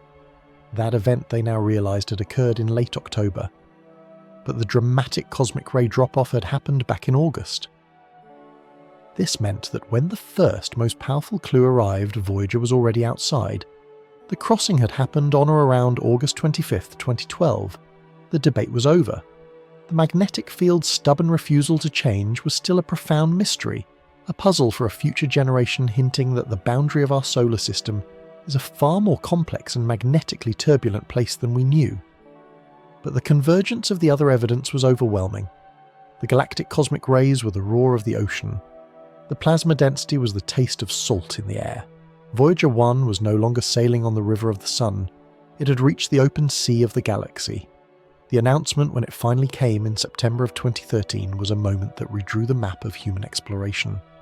It was delivered not with fanfare and celebration, but with the quiet, profound weight of history. For the first time, a human-made object had exited the warm protective cocoon of its birth star and entered the vast, ancient and unknown realm between the stars. Every previous journey in human history had been a journey to a place. This was a journey from a place. It was an act of severance of departure on the grandest scale imaginable. We had not just visited another world, we had left our own world, our entire system of worlds behind. The heliosphere, which for so long had defined the outer limit of our cosmic backyard, was now a feature in Voyager's rearview mirror. Its official boundary, the heliopause, was no longer a theoretical line in a textbook. It was a real place with a date and a time of crossing stamped upon it by our own intrepid emissary. This single definitive moment transformed our perception of our place in the cosmos. We were no longer just inhabitants of a solar system. We were now officially participants in the galactic neighbourhood. Our longest journey had reached its most profound destination. The door had been opened, the threshold crossed. But this was not an ending. It was a spectacular beginning. For beyond that threshold lay a universe utterly new, to direct experience, a frontier filled with the dust of dying stars and the seeds of new ones. Now for the first time we had a witness there, and the story it was about to tell would be even stranger, more wondrous and more challenging than anything we had encountered on the long road to leaving home. The first interstellar dispatch was about to arrive. The echo of that final triumphant crossing has now faded. The cosmic shoreline we watched Voyager 1 breach that turbulent frontier where the sun's breath finally gives way is now a memory receding in its wake. There are no more boundaries to cross, no more great walls of our own making to tear through. There is only the onward, the outward, the forever. And with this new reality comes a profound and chilling silence, a quiet that settles not just in the void between the stars but here in our hearts. For the grand ascent, the climactic escape is over. Now begins the long downward path, a journey defined not by what is gained but by what is slowly inexorably being lost. It begins with the tyranny of time and distance, a gap so vast it beggars belief. 15 billion miles. The number is an abstraction, a string of zeros that fails to convey the crushing isolation it represents. Think of it this way. When you send a message to a friend across the planet, light travelling through fibre optic cables delivers it in a fraction of a second. When Mission Control sends a command to Voyager 1, that message travelling at the absolute fastest speed the universe allows takes more than 22 hours to arrive. One full rotation of our Earth. A day and a night must pass before our words even reach the lonely craft. And then we must wait again. Another 22 hours for Voyager to process the command, gather its precious data, and whisper its reply back across the void. A single question and answer, the most fundamental form of communication, now requires nearly 2 full days to complete. It is a conversation held across an impossible gulf, a dialogue where each participant must wait for the other's ghost to speak. The team on the ground has learned a new form of patience, a geological sense of time. They live their lives in this 44-hour echo, sending their hopes out into the darkness, and then waiting through meetings and meals, through sunsets and sunrises, for the faint reply from their steadfast emissary. This delay warps everything. There can be no real-time adjustments, no quick fixes for a sudden unexpected problem. Every command must be crafted with meticulous foresight, anticipating what the probe's environment will be 2 days from now, praying their predictions are correct. They are steering a ship whose helm they can only touch once every 2 days, navigating a cosmic ocean whose currents are utterly unknown. This temporal chasm is a constant humming reminder of just how far away we are and how fragile this connection has become. The thread of contact, once a robust lifeline, is now stretched so taut it has become almost invisible, vibrating with a message from a world that is for Voyager already in the past.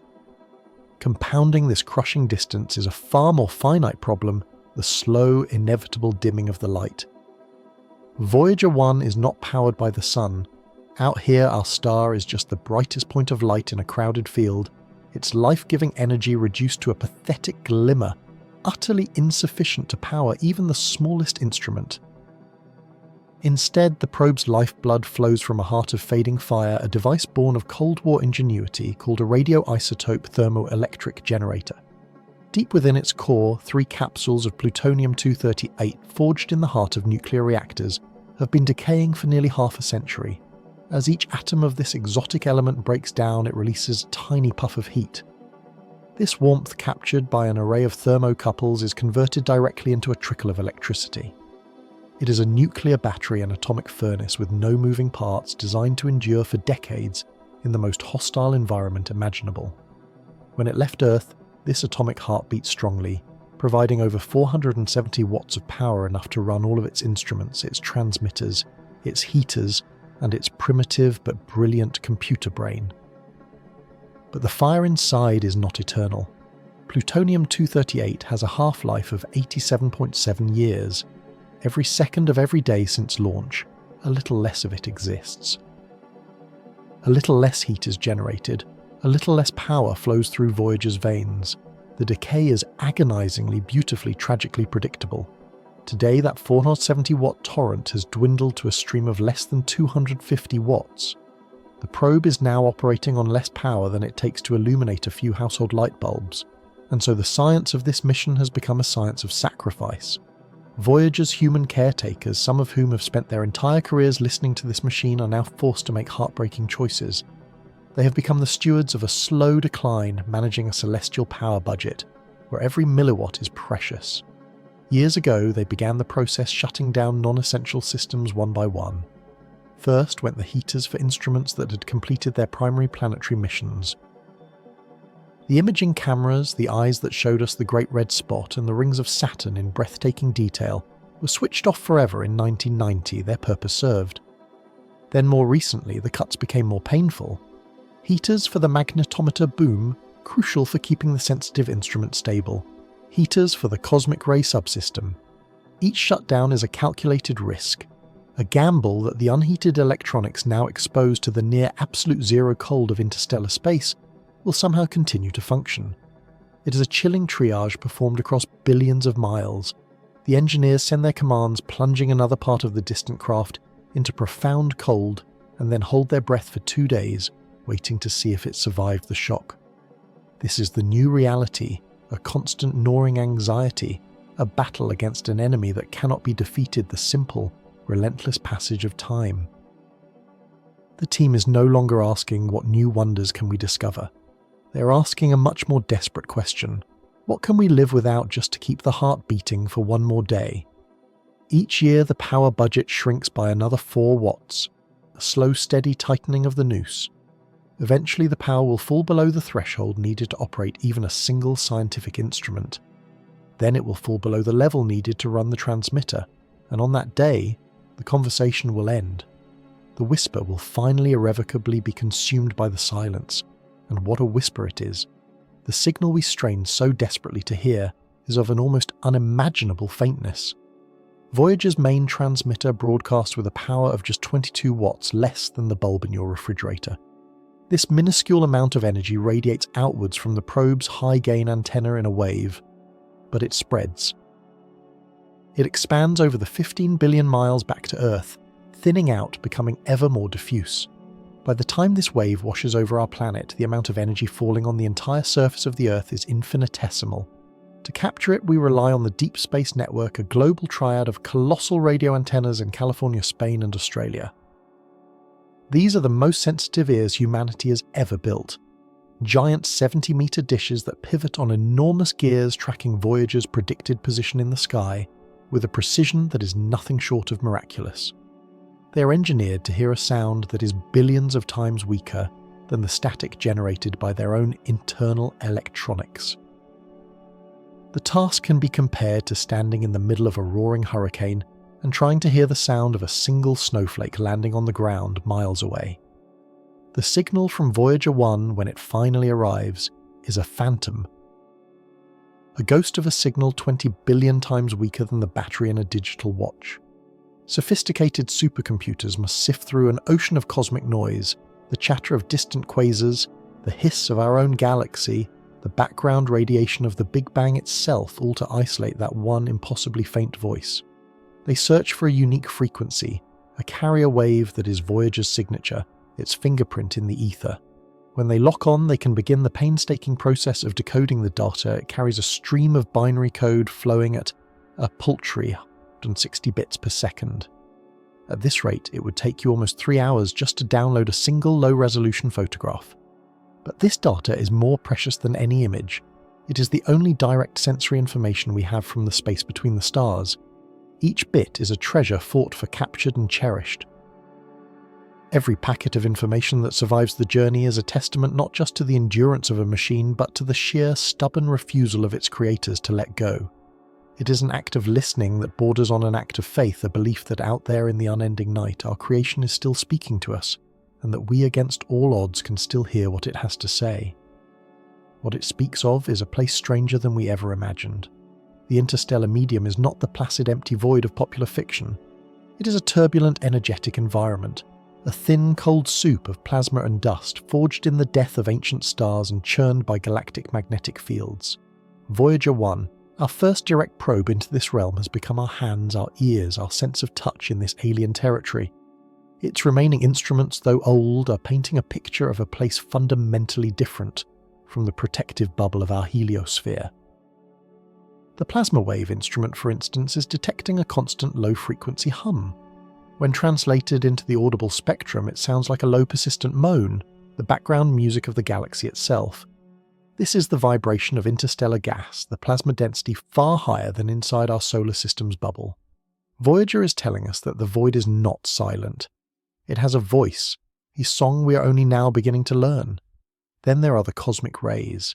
Inside the heliosphere, the sun's magnetic field acts as a shield, deflecting the majority of these high-energy particles that zip through the galaxy at nearly the speed of light. But Voyager is now outside that shield. It is naked in the storm. Its cosmic ray subsystem shows that the intensity of these galactic bullets has skyrocketed. The probe is being constantly sandblasted by the radiation of 1,000 distant supernovas, a lethal environment that would fry any unprotected astronaut in an instant. This constant bombardment is a threat, a source of potential damage to its aging electronics, but it is also a vital clue. By measuring the energy and origin of these rays, we are learning about the most violent processes in our galaxy, using our tiny probe as a remote detector for stellar cataclysms that occurred thousands of years ago. Perhaps most baffling is the magnetic field. Scientists expected that as Voyager left the influence of our Sun, the local magnetic field would dramatically change direction, aligning with the broader galactic field. It did not. The magnetic field has grown stronger, more compressed, but its orientation remains stubbornly similar to the one forged by our own Sun. It's as if Voyager has crossed into a bizarre stagnant region of space just outside our home, a magnetic twilight zone that defies our models. Is the heliosphere draping its magnetic influence further out than we thought? Is there some unknown structure in the interstellar medium holding it in place? The data is sparse, the answers elusive. Every packet of information raises more questions than it answers, revealing a universe that is always more complex, more surprising, and more mysterious than we ever give it credit for. Voyager is no longer a planet hopper. It is a true explorer, charting the unknown, one faint burst of data at a time. This journey into the unknown is taking a toll not just on the power supply, but on the very mind of the machine itself. For 40 years, Voyager's attitude and articulation control subsystem, the RCS, performed its duties flawlessly. This is the part of the spacecraft's brain responsible for knowing where it is in space, and most importantly for keeping its main antenna pointed directly at Earth. Without it, all contact is lost. It is the gravitational gyroscope, the cosmic anchor, that makes communication possible. Then, without warning, the axe began to send back gibberish. Telemetry data that was garbled, nonsensical, reporting an orientation for the craft that was physically impossible even as the antenna remained miraculously locked onto Earth. It was as if the probe had lost its mind, yet its body continued to perform its most vital function perfectly. On Earth, panic set in. Was this the beginning of the end? Was the constant rain of high-energy cosmic rays finally corrupting its 1970s-era electronics? Engineers pored over schematics older than they were trying to diagnose a patient 15 billion miles away. They sent commands, waited 2 days for a response, and received only more corrupted data. The ghost in the machine was stirring, and for months no one knew why. They found a solution born of desperation and genius. The team hypothesized that the X was, for some unknown reason, trying to send its status report through a piece of onboard computer hardware that had failed decades ago. The old commands were being routed to a dead end. The solution: find a new path. They crafted a command to force the X to reroute its data through a different working part of the flight computer. It was a long shot, a piece of deep space neurosurgery performed with a 2-day delay. They sent the command. They waited. And then it came, a stream of clean, coherent telemetry. Voyager's mind for now was clear again. This incident was more than just a technical problem. It was a profound reminder of Voyager's reality. It is an old machine, a relic pushing through an environment it was never truly designed for. It is aging. Parts are failing. Like an old sailor, its joints ache, its memory falters, but its eyes remain fixed on the distant light of home. Each glitch is a new scar, each solution a testament to the bond between the machine and its makers. They are in this together, a partnership of human and automaton facing the final great darkness side by side. And as we follow this story, we are forced to confront the ultimate truth of this mission. This downward path does not end in a safe harbour. It ends in darkness. It ends in silence. One day, perhaps in the next few years, another critical heater will be turned off. Another instrument will fall silent. The trickle of power will become too faint to run the transmitter. The last whisper will be sent, the last bit of data captured, and the deep space network will listen, as it always does, only to hear the steady, indifferent hiss of the cosmos. The conversation after more than 50 years will be over, but Voyager's journey will not be. And then, after months of silence, after the long and agonizing work of sending whispers of code, across a gulf of 24 billion kilometers, the response came. Not as a sudden flood, but as a single perfect drop of water in a desert of static. A coherent packet of telemetry stripped of its former gibberish laid bare on the screens at the Jet Propulsion Laboratory. A collective breath held for what felt like an eternity was finally released. The ghost in the machine was gone. Voyager 1 was speaking to us again, and what it had to say would forever change our perception of the cosmic shores we have only just reached. This was not a message of greeting, nor was it a picture of some distant nebula. It was a stream of pure environmental data, a translation of the void itself. It was the answer to a question we barely knew how to ask. What does it feel like out there beyond the breath of our own sun? For its entire life, the probe had been swimming in a river of our own, making a relentless current of charged particles called the solar wind flowing outward from the sun in all directions.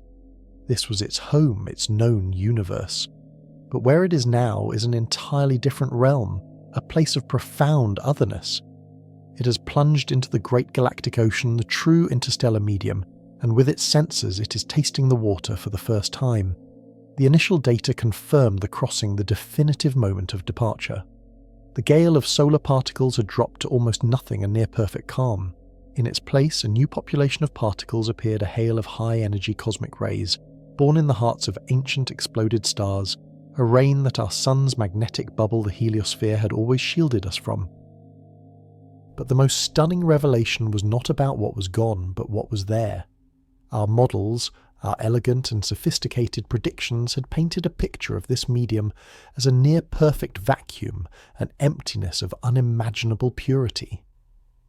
We expected a few stray atoms per cubic meter, a ghostly mist clinging to the bones of the galaxy. Voyager's plasma wave instrument and antenna built to listen to the faint, electrical vibrations of space reported something else entirely. It heard a hum, a persistent low-frequency vibration, a thrumming resonance that told a story of density. The interstellar plasma of this supposed void was substantially thicker, more substantial than almost anyone had predicted. It was not empty. It was a tenuous yet tangible substance. Imagine stepping out of a sealed, air-conditioned building into a humid summer night. You cannot see the moisture, but you feel it on your skin. You feel the weight of it in the air you breathe. This is what Voyager experienced. It left the dry, predictable wind of its home star and entered a thick, vibrating fog of charged particles. This discovery sent shockwaves through the astrophysical community, forcing a fundamental revision of our understanding of the galactic environment. This fog is not uniform. Like currents in an ocean, it has structure, it has waves, it has dynamic life of its own. Voyager's data showed that this plasma vibrates. It sings in a language of frequency. When a particularly violent explosion on our own sun, a coronal mass ejection sends a shockwave hurtling through the solar system, it eventually reaches the edge of our heliosphere. And though the solar particles themselves are stopped, the pressure wave, the percussive force, rings the interstellar medium like a colossal bell. Voyager, floating in that medium billions of kilometers away, detects the resulting vibrations, the hum, rising in pitch and intensity. It is a staggering realization. Our star, from an incomprehensible distance, is still able to reach out and pluck the strings of the galactic harp, and Voyager is there listening to the chord. We are not as disconnected from the galaxy as we thought. Our stellar neighbourhood is not a quiet suburb. It is a place of constant resonant interaction, and we're hearing its symphony for the very first time through the ears of our silent, distant messenger. This newfound density has profound implications for the very nature of our home in the cosmos. The heliosphere, the protective bubble inflated by our sun's solar wind, is not expanding into a passive vacuum. It is pushing against something with substance, a medium that pushes back. The data Voyager sends us from the outside looking in gives us a perspective we have only ever dreamed of. It allows us to see our solar system not as a collection of planets, orbiting a star, but as a single cohesive entity moving through a galactic fluid. This is our ship, and we are finally learning about the sea it sails upon. The interaction is a constant turbulent struggle. The interstellar medium, with its own magnetic fields and particle flows, presses against our heliosphere, compressing it, deforming it. The elegant spherical bubble we often imagine is a fiction. Instead, Voyager's measurements suggest a much more complex and dynamic boundary, a frontier that is frayed porous and roiling with magnetic reconnection events. It is a battlefield where two great domains of magnetism and matter collide, a cosmic shoreline, where the waves of the galaxy break against the shores of our own stellar system. For decades, we have only been able to see this boundary from the inside, like trying to understand the shape of a house, by only ever looking at the interior walls. Now Voyager is standing on the lawn looking back at the entire structure. It is telling us that the wall, this heliopause, is not a static barrier. It is a living, breathing membrane that ripples and shifts in response to the galactic currents. It breathes in and out with the sun's own 11-year cycle of activity. When our star is strong and boisterous, the bubble inflates, pushing the galaxy a little further away. When the sun is quiet, the bubble contracts and the interstellar medium creeps closer. We are living inside something far more fragile, far more interconnected with its environment than we ever knew.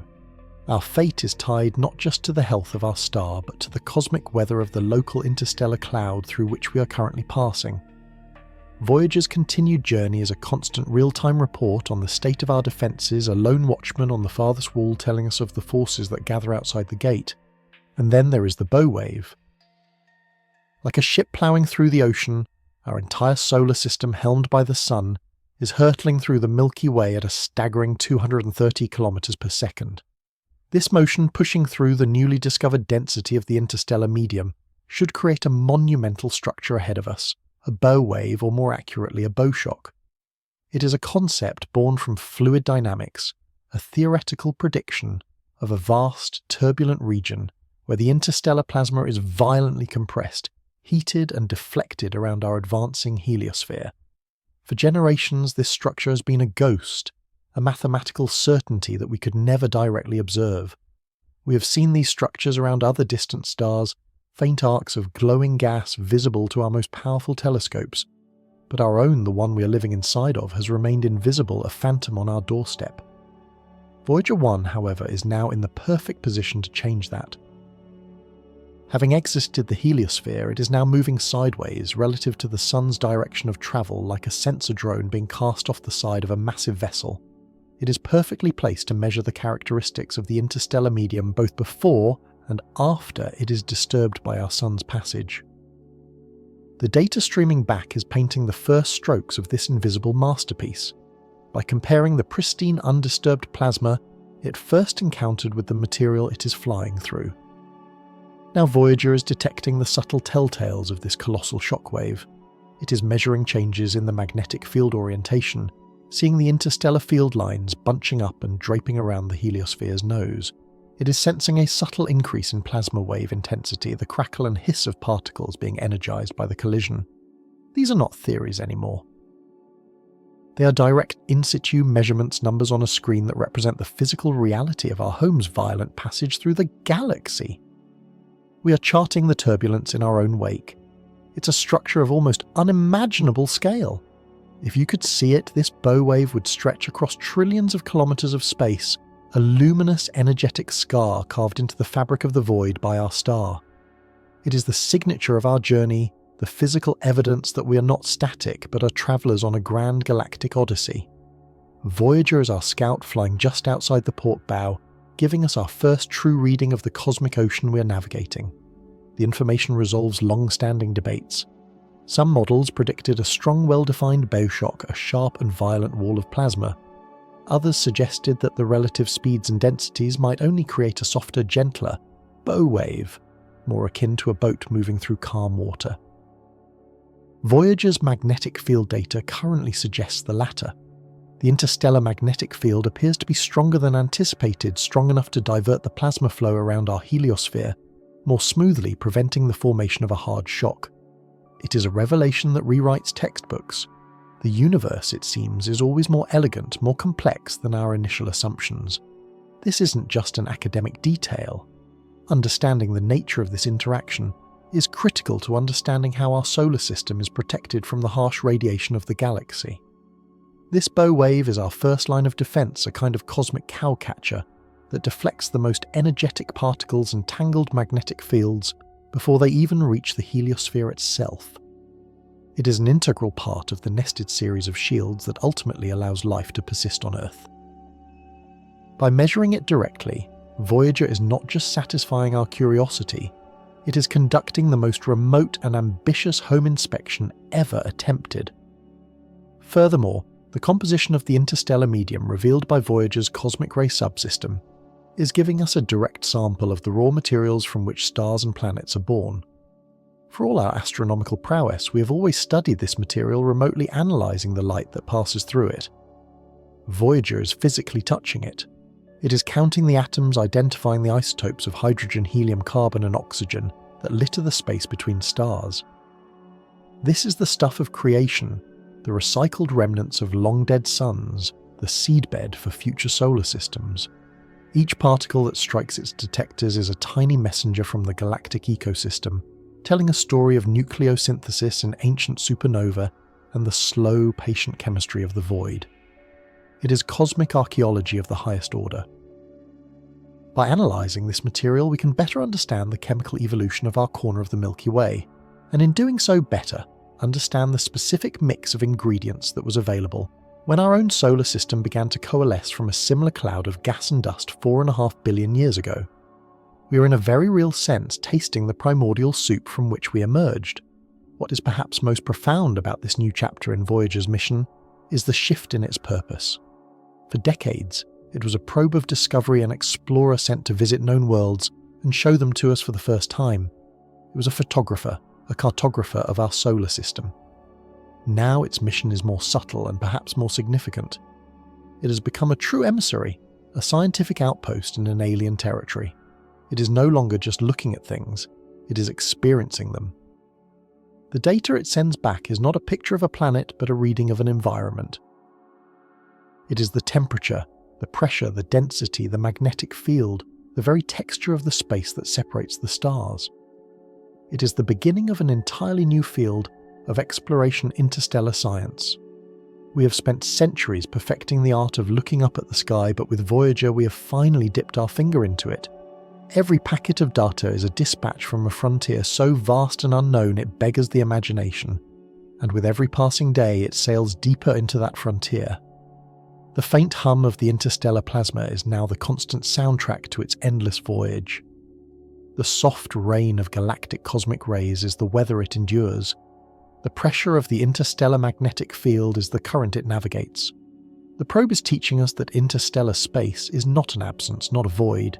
It is a place, it has properties, it has weather, it has a complex and beautiful physics all its own. This new data is the first page in the travel guide to the Milky Way galaxy, written by a machine that was only supposed to last 5 years. It has outlived its creator's wildest dreams, and in its 5th decade of flight, it is doing the most important work of its life. It is resolving the mysteries of our place in the cosmos not by looking back at the familiar lights of home, but by bravely feeling its way forward into the dark. The climax of its journey was never Jupiter or Saturn.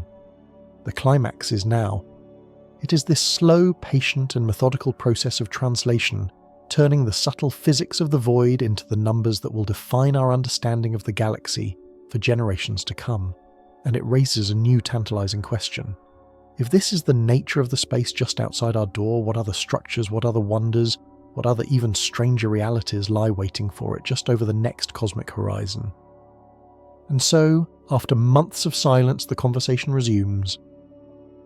A fragile thread of code stretched taut across 24 billion kilometers of cold dark emptiness reconnects a 47-year-old machine to the world of its makers. That faint whisper, travelling for over 22 hours just to reach us, carries news not from a familiar world but from the great uncharted ocean between the stars. It is a message from the void, a testament from our first emissary to the galaxy. And with its return we are granted one final chance to stand at the edge of everything we know and listen to the story of a lifetime. This is Voyager 1's epilogue, its final lingering note in the grand symphony of cosmic exploration. To truly grasp its meaning, we must cast our minds back to a time before it was a lonely wanderer. We must remember it as a young explorer bristling with ambition hurled from our world on a pillar of fire and hope.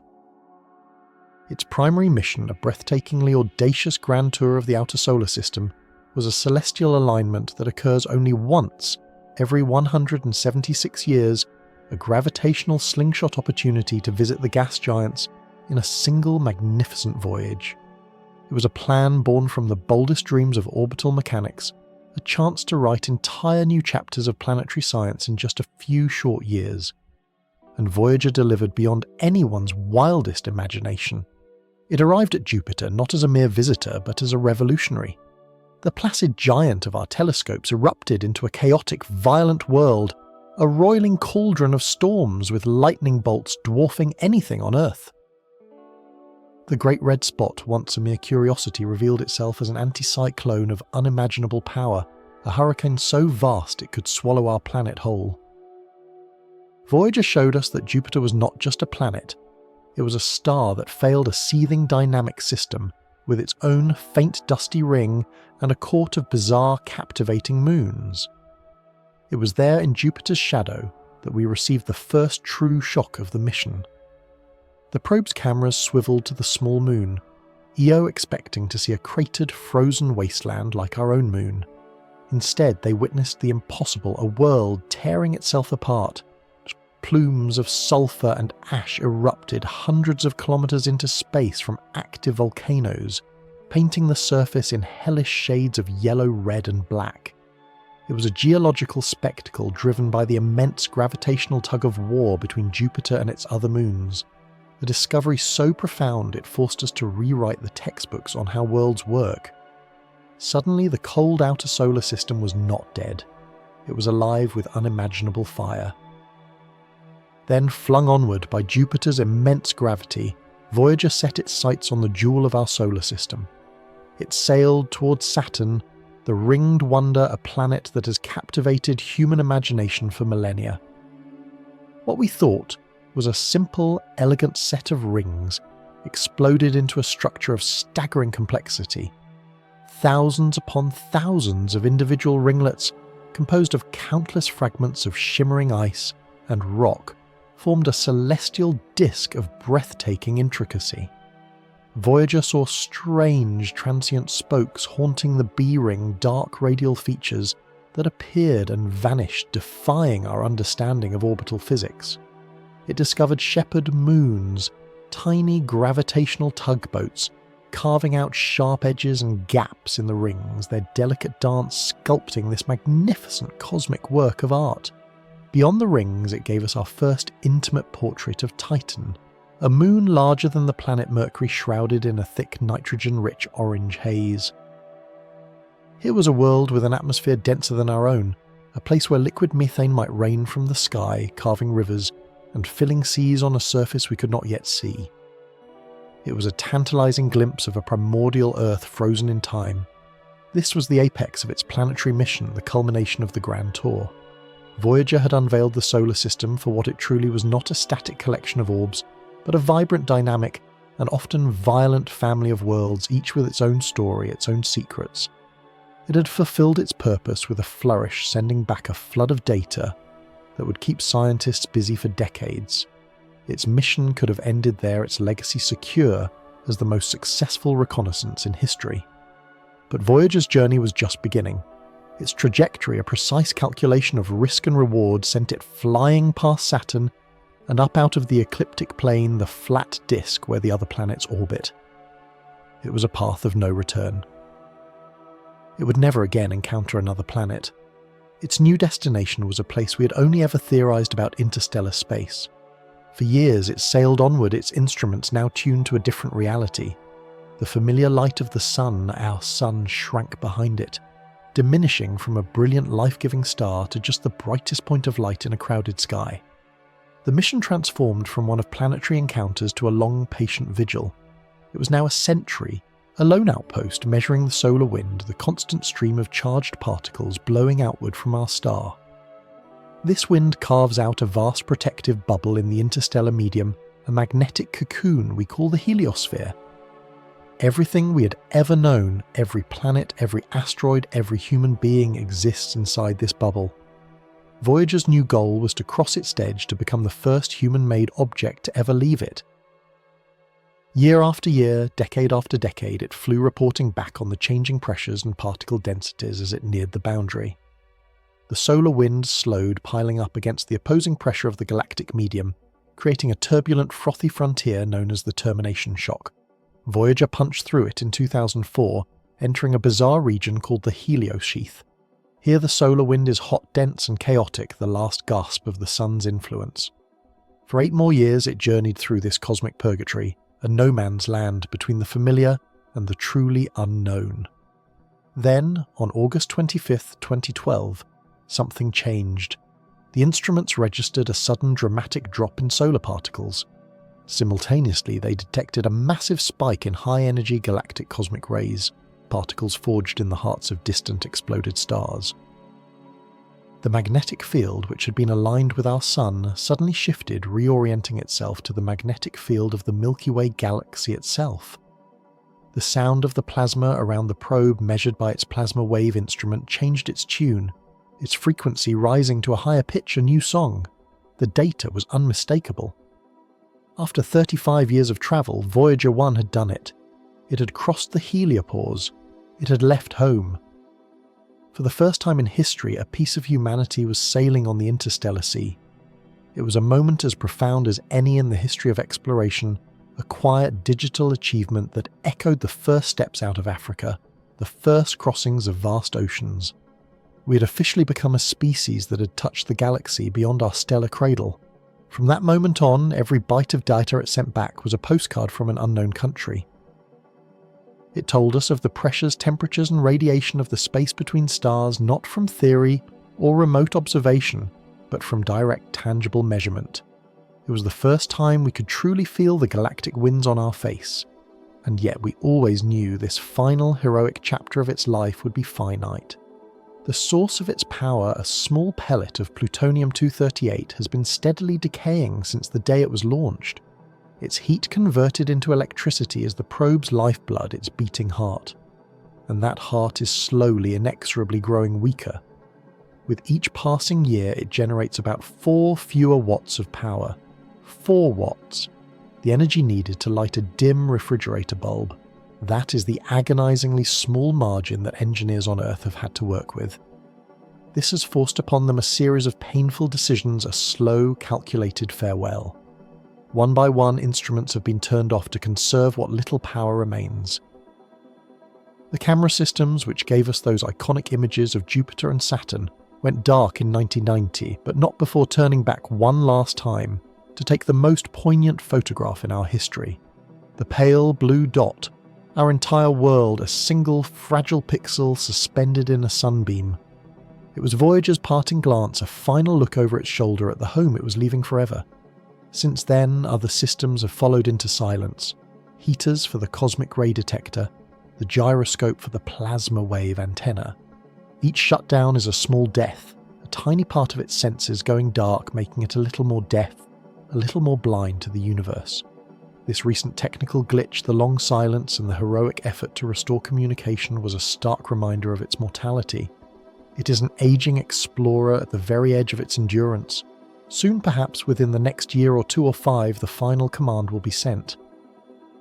A last desperate measure to conserve the last dregs of power for the transmitter alone. Every remaining scientific instrument will be silenced. Its role as an active scientific probe will be over, and then one day the decline will be too great. The power will dip below the minimum threshold needed to operate that transmitter.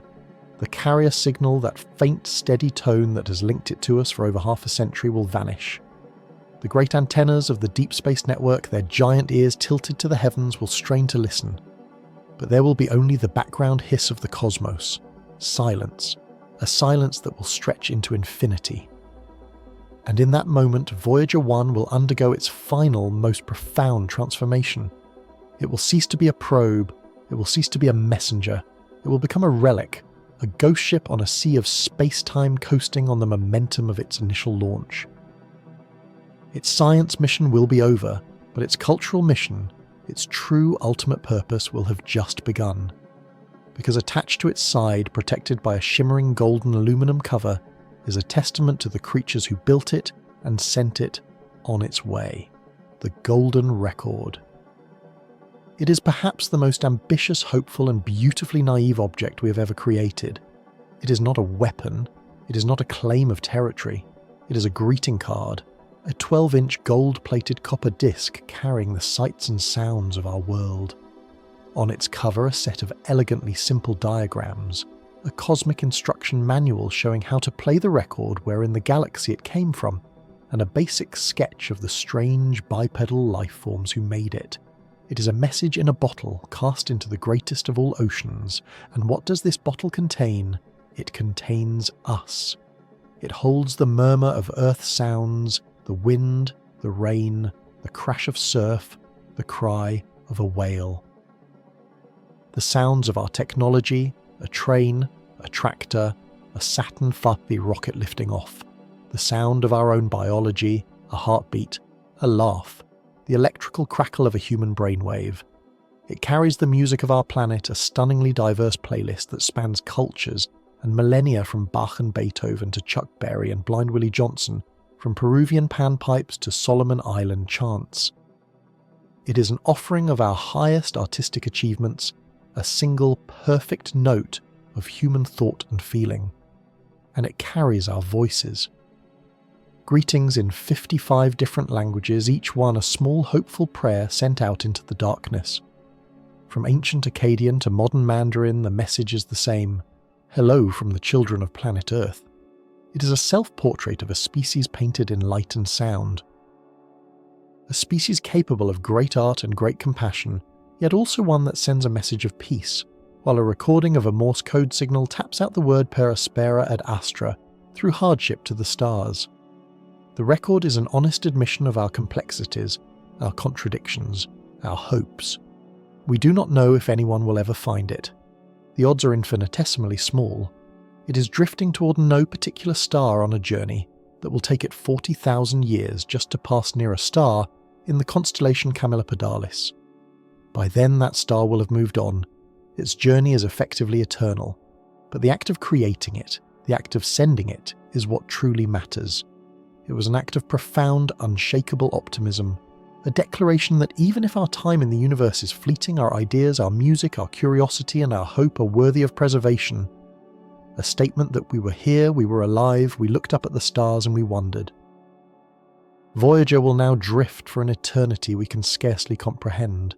It will circle the centre of the Milky Way galaxy once every 225 million years, a silent gravitational partner to the stars. It will outlive its creators, it will outlive our cities, our continents, our languages. It will likely outlive our planet's ability to support life. It will still be sailing through the cold darkness when our sun swells into a red giant, consuming the inner planets and scorching the Earth into a charred, lifeless cinder. It will become one of the longest surviving artifacts of our existence, a testament etched in plutonium and gold, carrying a whisper of who we were. A lonely monument to a species that dared to reach beyond itself, and that ultimately is its final, most enduring legacy.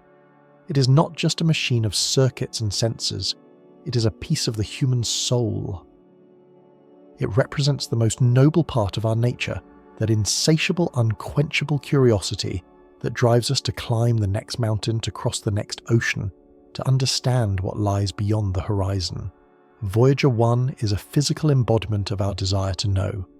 It reminds us that we're not defined by our limitations, but by our relentless effort to overcome them.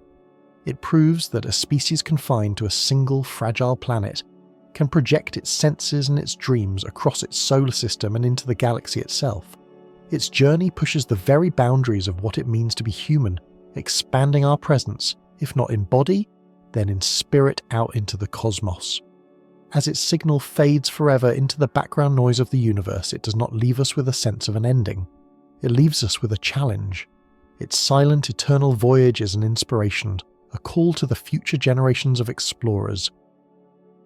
It is a promise that the human spirit, the same spirit that conceived, built and launched this audacious machine knows no true bounds.